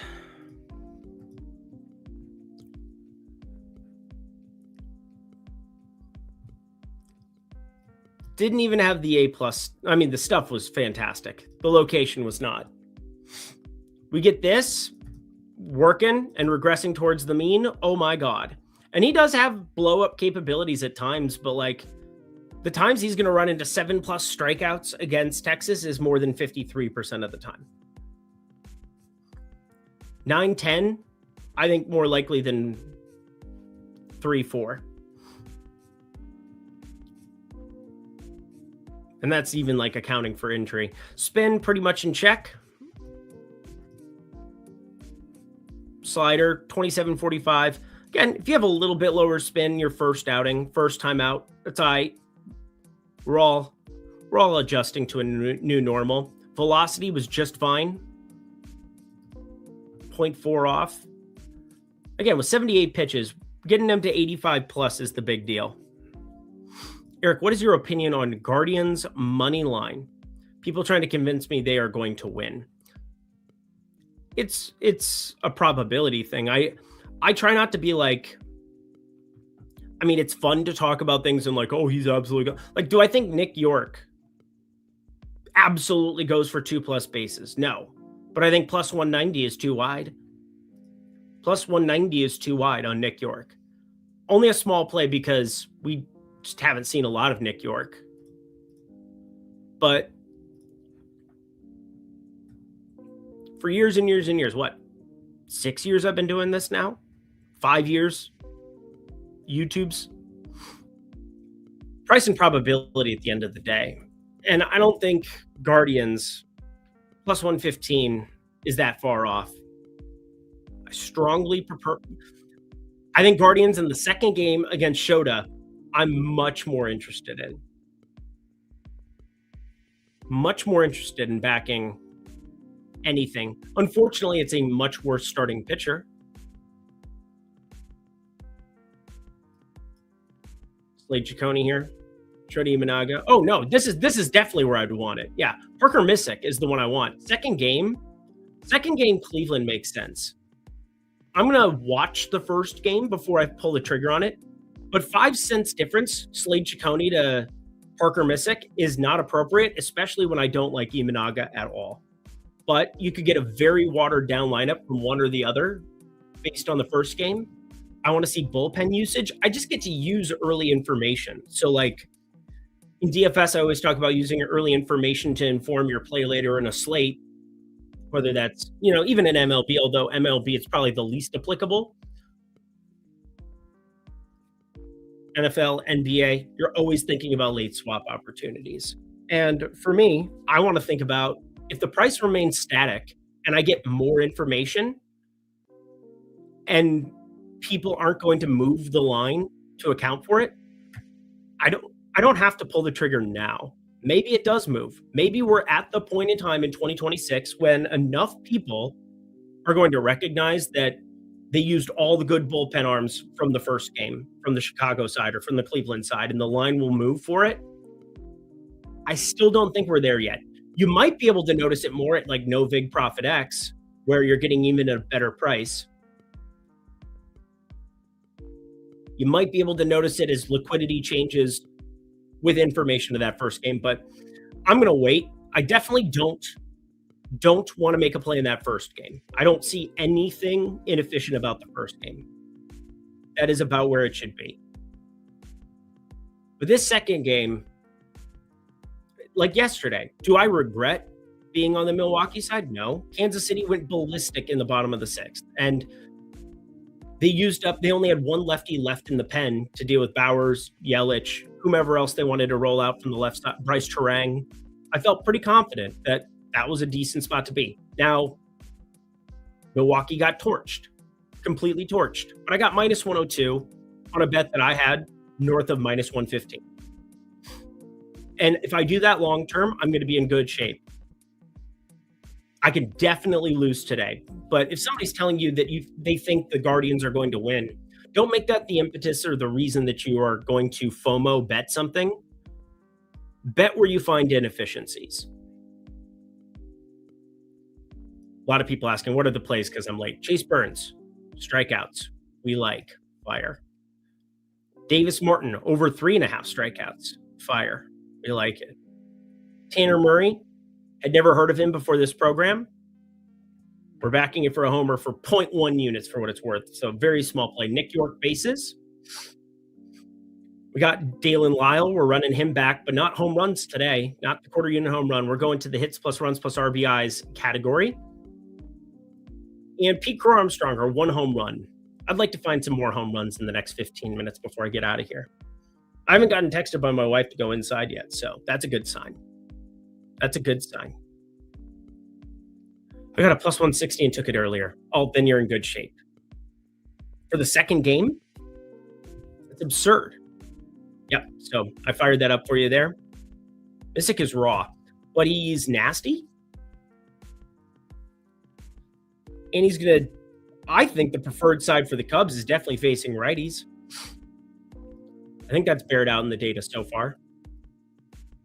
Chicago, 86 WRC plus against righties. Okay, so maybe it doesn't.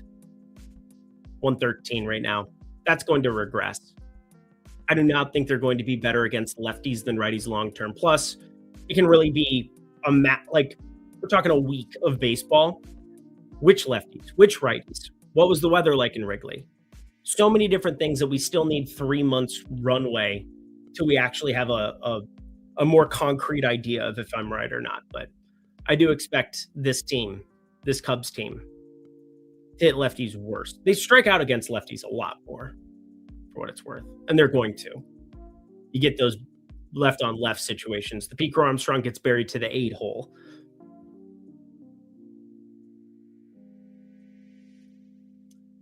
I'm going to get to Coors in a second because we have to get to Coors, but let's get to Sacramento.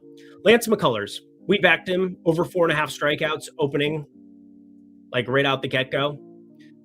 I said, when you get a healthy Lance McCullers, you just back him right off the bat. And we like what we saw. 96 pitches. Curveball is just nasty. Knuckle curve. This thing, man, this pitch, so filthy.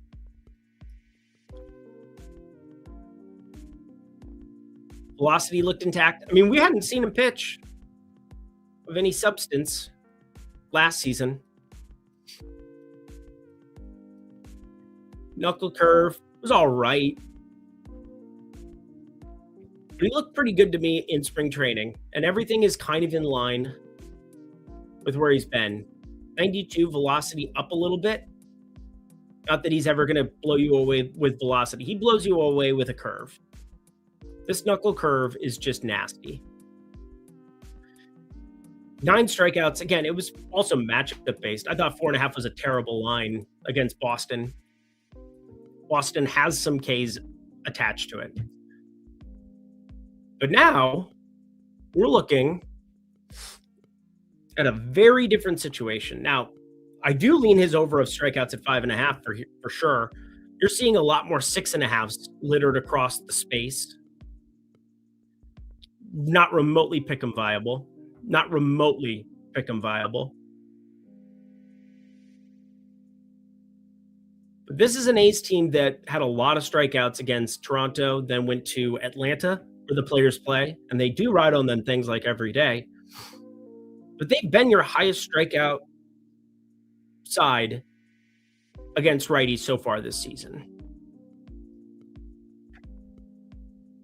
I don't think that's going to continue. They're also not going to have a 112 ISO with the bats that they have in that lineup. Unless Brent Rooker just sucks now, which I don't believe either. But everybody wants Brent Rooker home run. Everybody in the chat at the beginning of this show wanted Brent Rooker home run. And I'm not sure that Lance McCullers is going to be the same as what we saw against the Red Sox there, but it's another good spot for strikeouts. I'm not saying that I expect the A's to be good at avoiding the strikeouts. But 96 pitches is a pretty healthy number. Nine strikeouts for him there. Looking at his swinging strike rate, too. First one right out the gate.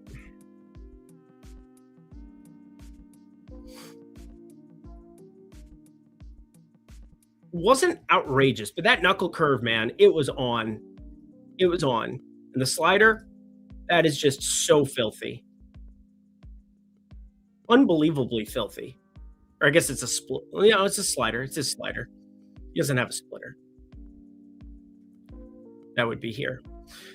But we got ourselves such a long sample size of if Lance McCullers is healthy, if he's ready to rock, he's going to look really good. Again, do I expect 7 innings, 9 strikeouts? I don't. But I expect him to pitch well. Some of his splits, too, are interesting. We got to go back a couple of years because 2025 doesn't have a crazy sample size for him. Has given up 194 ISO against righties last season, but traditionally, lefties do struggle with that knuckle curve. Got to go back to 2022. Mother of God. But yeah, he's traditionally been very good with that pitch to lefties. See how it was the primary pitch that he threw also before getting injured? Lefties really struggle with that pitch. And here, doesn't even really throw it to righties. It was a long time ago in a galaxy far away. We can see if that kind of maintained in 2025. Yeah, it did. Basically, the knuckle curve is a massive lefty offering, and it does a really good job of making people pissed off. Doesn't really throw it to righties. So we are in a better spot with the righties than we are with the lefties. So it will not be a Soderstrom day. It will not be. And hey, can Soderstrom still get 2 hits? He absolutely can. He absolutely can. But there's no way I'm getting to plus 127 when I'm expecting 3 at-bats against Lance McCullers. Just be an under or pass. And at minus 145, I don't think we're getting any kind of value there. But Brent Rooker. Y'all want Brent Rooker, do you? Y'all want Brent Rooker. I don't know about total bases there. But we'll look at the home run. It's a big number. It's a big number for Brent Rooker against a guy who has struggled relative to what he does against lefties versus righties. You avoid his best pitch, in my opinion. I know that slider looked ridiculous and it had stuff plus coming out the seams, but it does get hit up a little bit more. 409 WOBA against it last season. Decent launch overall, especially as you get into pitches that aren't that slider.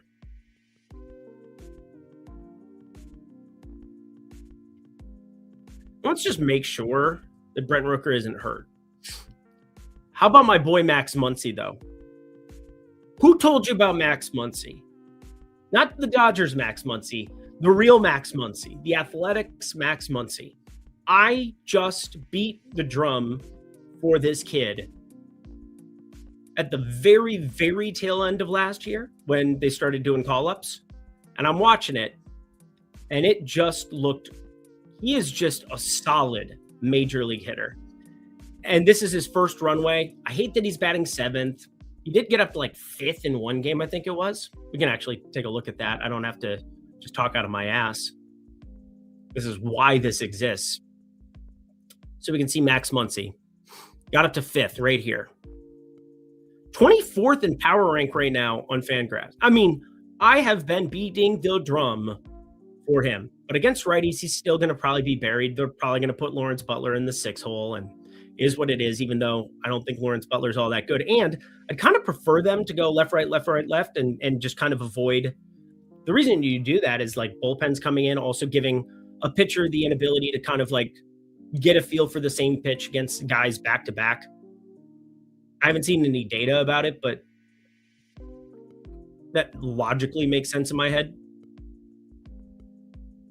Says the guy who doesn't believe in BVP. Just talking like I know ball. I do think I know some kind of ball. Max Muncy, though. So Rooker. Jacob Wilson kind of off to a slow start himself. Never going to be a power guy. And that's also the other thing. I think you could put Jacob Wilson in 7 hole. Flip-flop those two. I like more power up top. Give him more at-bats. Give me more at-bats for Max Muncy, and life is going to be very good. But they already paid Jacob Wilson, so it is what it is. Is what it is. A lot of things here. Laureano, over 1.5. I saw he was leading off today. He's hit, run, RBI. We looked at it a little bit. It was close. Yes, thanks for the Maxi call. That was on Friday. Yeah, and overall, that was the first time we really got to deploy his home run, and he goes yard immediately. That was fun. So we got Rooker and my boy Muncy. Oh, baby doll. Baby doll. Baby doll. Baby doll. Baby.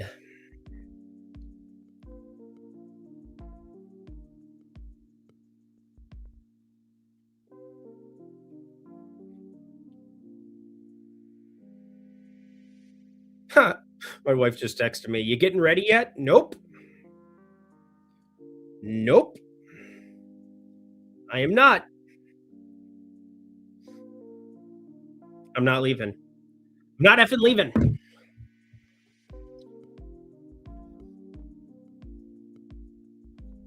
Not effing leaving. Jacob Wilson home run today? No. Max Muncy home run today. The Athletics, Max Muncy. Do not bet. Well, Max Muncy Dodgers isn't even in the lineup, right? Not even in the lineup. I hate how it's like 9:25. This game doesn't start for another like 50 minutes, and they already have this thing up there. That actually bugs me. That actually bugs me.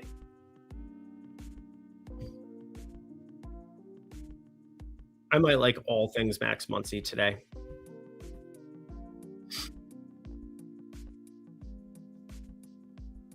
Plus 115 no vig? Nah, we're going to steer clear of that.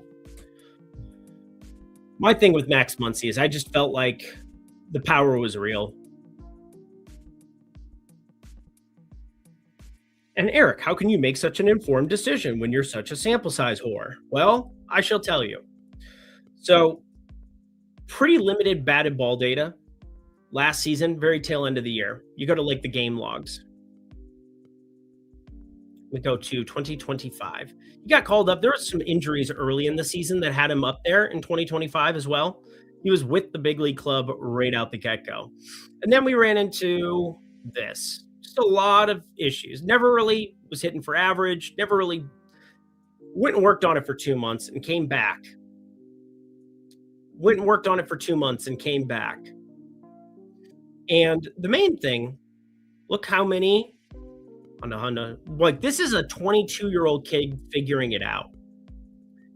And when I see improvement throughout a season, see how that's just continuing to climb?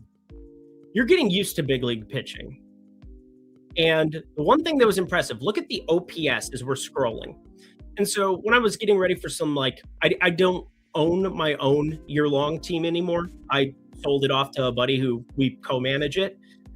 It's just too much to do for me with DFS and with betting, but he just started to figure it out. And I said, we should really pay attention to Max Muncy in the spring. We should really pay attention to him because I'm liking what I'm seeing out of him. Overall, there's just some steady improvement, some steady incline. And we got to spring training. And if we just group this by homers, he's got 5 of them. I know that. Max Muncy, 380 in spring training with 5 bombs. Say less. I know it's spring training, but when you go to lumping all of 2025 together for a 22-year-old kid, you're doing it wrong. He got better throughout the entire year. He gets sent down to AAA for 2 months, come back when there was an injury on the infield or somebody was struggling, and we found a diamond in the rough, I think. He was like the last pick, our very last pick. We got made fun of, too. Got made fun of. He is leading the Athletics in hard hit percentage through the first week of the season. Will it continue? I don't know. But I do know when I'm getting plus 660 for him, I'm betting him as opposed to Brent Rooker at plus 425. And I like Brent Rooker. We do have a sample size of Brent Rooker smashing baseballs. But I think this is a really good buy spot and just continue to ride it. I like the launch a little bit more on Brent Rooker. No question. No question.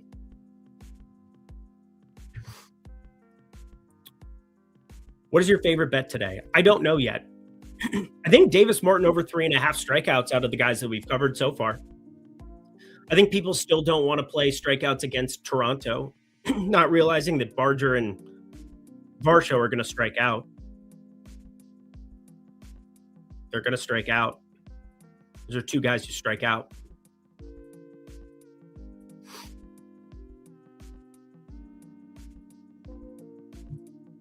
You have 15 minutes to get ready. Okay, cool. So we got 15 minutes left in the program today, everybody. I love my wife. We got an awesome opportunity with Davis Martin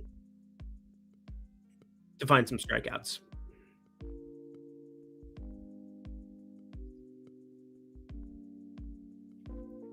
Go to 2025 for these guys. I don't give a shit about their 2026 yet entirely. Springer, not a ton. And Luke's really doesn't strike out. But we don't have Sanchez in the lineup. Vlad, not a lot. Barger, yes.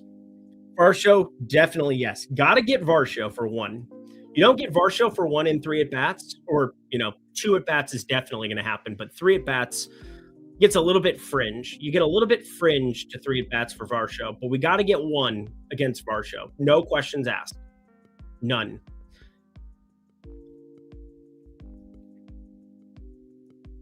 Yeah, White Sox sleeping the... I'm higher on the White Sox. How many times can I say that? It's been a week of me beating the drum for the White Sox offense. The pitching is sketchy. Sketchy. This guy is sketchy. And yet, I'm pretty confident.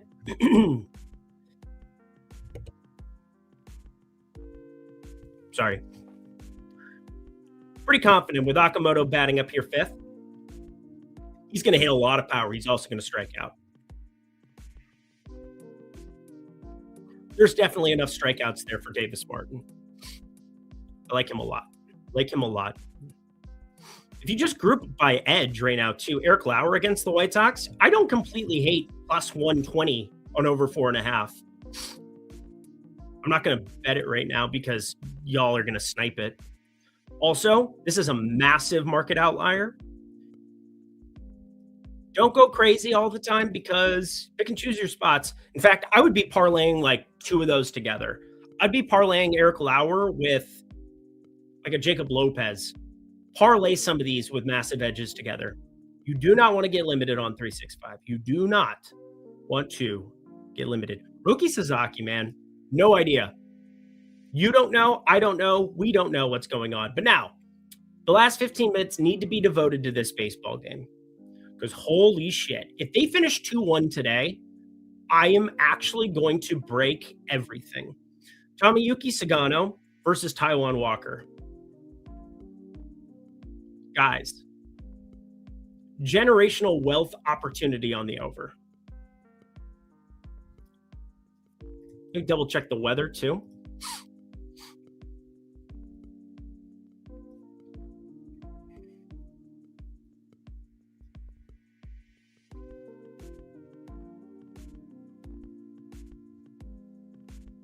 $3:10 Eastern time is going to be a very important window for you, boy, because I just don't see how there are not runs scored in this baseball game. Taijuan Walker can't do anything. Actually, hang on, I want to keep this in order.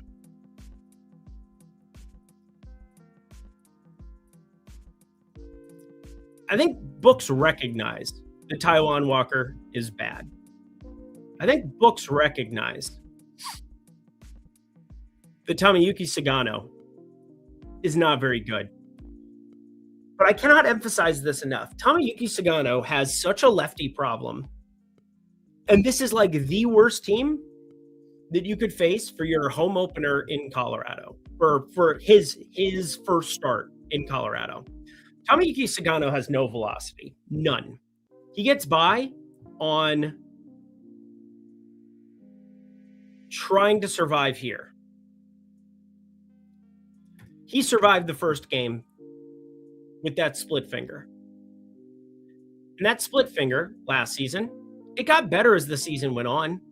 It got better. It was really bad to start off the season. It got a little bit better. And it's an old guy. How old is he now? 36. I'm older, but that's semantics. I'm also not pitching in the major leagues, which also sucks, but we all live through it. So we get to parse through what we know to be true. How does Taijuan Walker survive Coors Field today? What does he do other than Colorado being Colorado? But Sagano, 258 expected ISO against lefties, 228 ISO against lefties. Not much better against righties for what it's worth. But obviously your main guys that we are looking at all come from the left side on this baseball team. Alec Boehm, never going to strike out. Just good hitter, Eventually, he's going to put it all together. Terrible fielder. But Bryson Stott, Adolis Garcia, Brandon Marsh.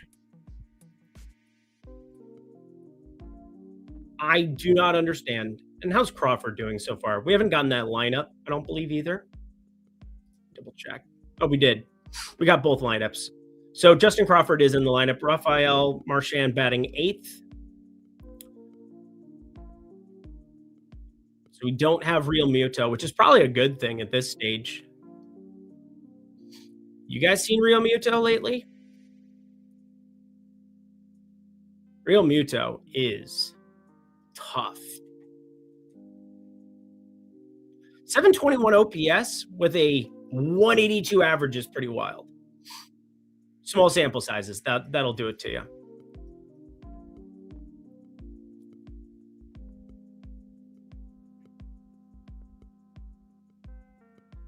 One game, so this is his second game catching.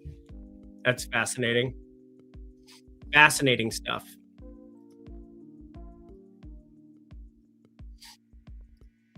I'm really not seeing it. Why we can get 11 still. Really not. So we go to the Colorado side. Nice first outing by Taijuan Walker. 1 strikeout to a lefty, nothing to a righty.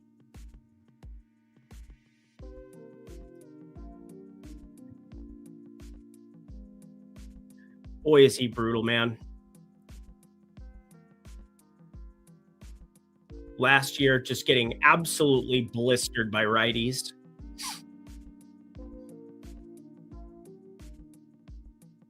Mickey's back in our lives. Oh, Mickey.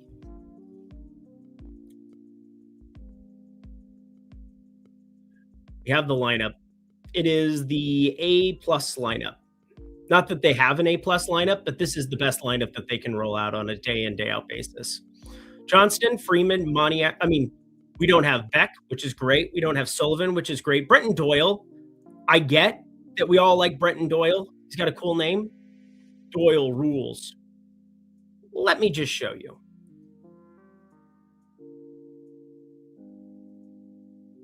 It's fine. It's fine. But he had a 255 WOBA. And we're looking at runs being accumulated. Runs. I will take Mickey Moniak instead of Brenton Doyle 1,000,000 times out of 1,000,000 against a righty. 1,000,000 times out of 1,000,000. Now, is there pinch hitting concern for Mickey Moniak, especially coming off of injury? I suppose. We should probably have an idea of what's going on with the Phillies, with what's happening in their bullpen.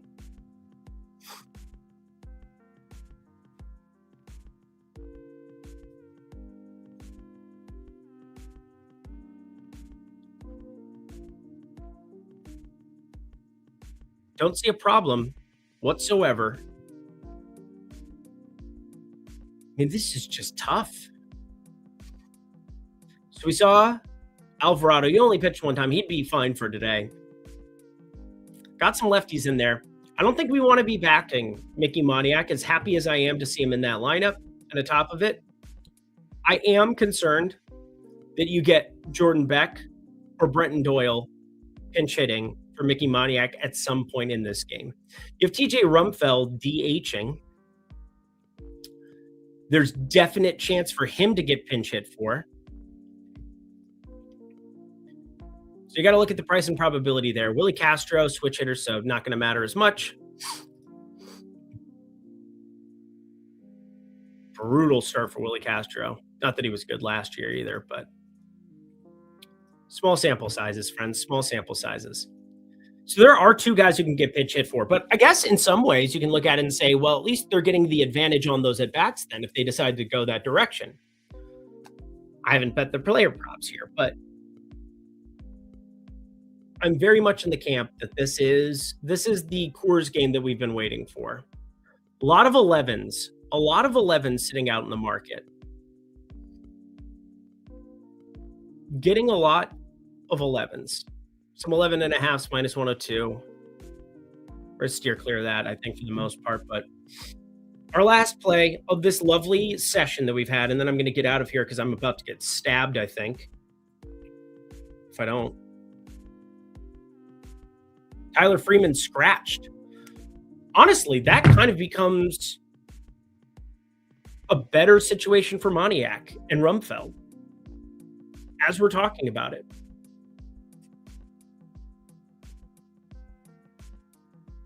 Updated Rockies lineup. Literally just talking through the process. Now, can Tyler Freeman come in and pinch it now? That would be ridiculous. Tovar, huge upgrade. Go, go, go, go, go, go, go, go, go, go, go, go, go, go. Go, go, go, go, go, go. Gotta go, gotta go, gotta go right now. Just got nuked. Did he just get nuked? Total bases.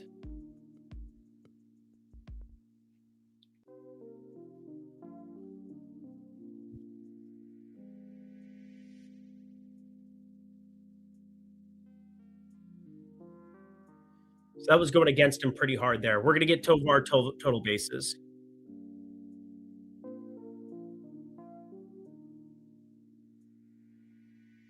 What unbelievable timing by me.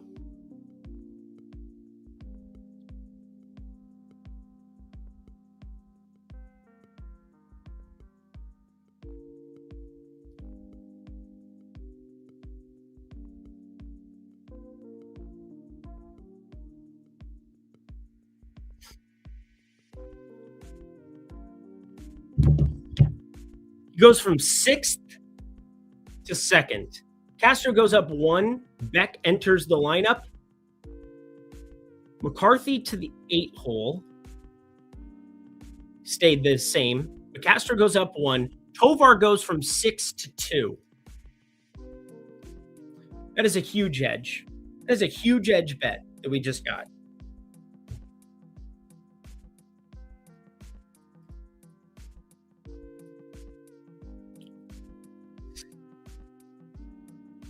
Boom. Boom. I would have bet more categories if I wasn't on stream. I'd try to get like 2+ hits. I'd try to get everything for Tovar. But that's the best one on a fly. You're not going to get markets moving the same way that you are in NBA. Like NBA would get ripped off the board immediately. You're not going to have it happen in baseball. They're not going to even flag you for being sharp, I don't think, but whatever. Tovar goes from 6 to 2. Huge upgrade in lineup spot for Tovar. Thanks for the opinion, Spencer, by the way. For what? Spencer.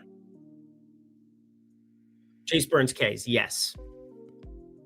Can't watch both of you studs at the same time. EMAC, I appreciate you. You should definitely go check out EMAC. And in fact, I'm going to be gone here in 2 minutes. You should all go check out EMAC, breaking down live before lock on the MLB side. But we have over 1,000 people watching on X right now. We got over 1,000 people watching and kicking it. We have talked baseball for over 2 hours. Over 250 people pretty much the entire time on YouTube. That makes me so happy. Makes me so happy. No worries. Just my opinion as a Tigers fan. For Spencer Torkelson, who can't hit a baseball, Walker Walks just got nuked. All right.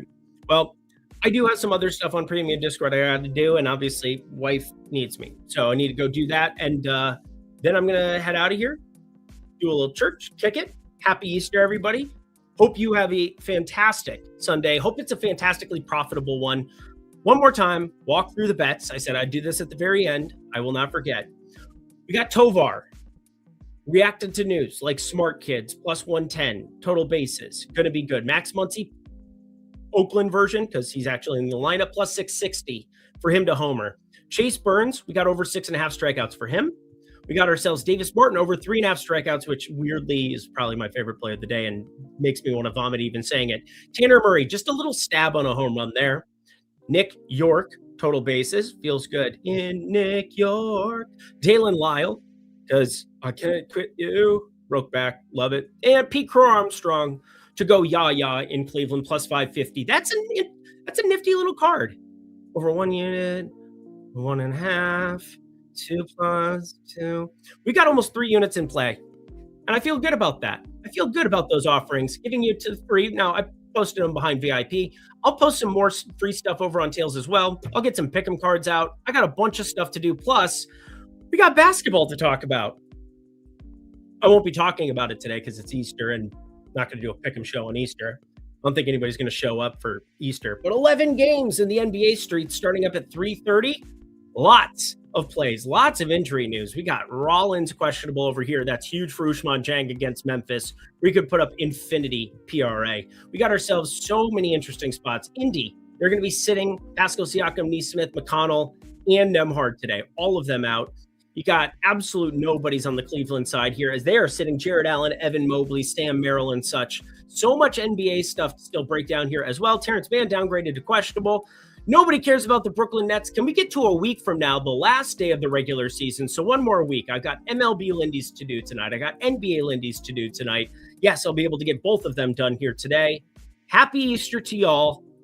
Don't forget, Stochastic Props Tool. If you guys haven't checked out the MLB Stochastic Props Tool, down below in the video description box, lots of cool stuff down there. I think it's still free if you use promo code Lindy MLB. Not sure, but you might as well go down and try to find out this entire beauty. If you're looking for more plays throughout the entire day, you can update this. This is going to update in real time. Again, didn't update it here for a while. I want you guys all to check out this tool and give us your feedback. Let us know what you're looking at. A lot more players in this one, so it takes a second to update to get everything filtered based on your state, based on wherever you are, wherever you're betting, has pick'em involved, has prediction markets involved, has exchanges involved. So much good stuff here with the MLB Props Tool at Stochastic. So check it out. That would be great. I am going to cheer. Oh, we got to take a look at that Phillies Colorado thing. I need to double check some numbers on that, actually, especially now that we got a new lineup. But what do you think about Chase Burns over 15.5 outs? It's going to be a pass for me. Over 11, yes, it's going to be close. I do want to rerun it here, but Tavar batting second. We have no Freeman in that lineup. I want to see what it looks like with Beck now in there. Was it Beck? Yeah, Beck is now the guy I got to run it for. So I'm going to do that off stream. Happy Easter. Thanks for watching. Thanks for kicking it. Hit that like button on the way out. I'm Eric Lindquist. See you guys for MLB and NBA Lindy's tonight on the Odd Shopper YouTube channel.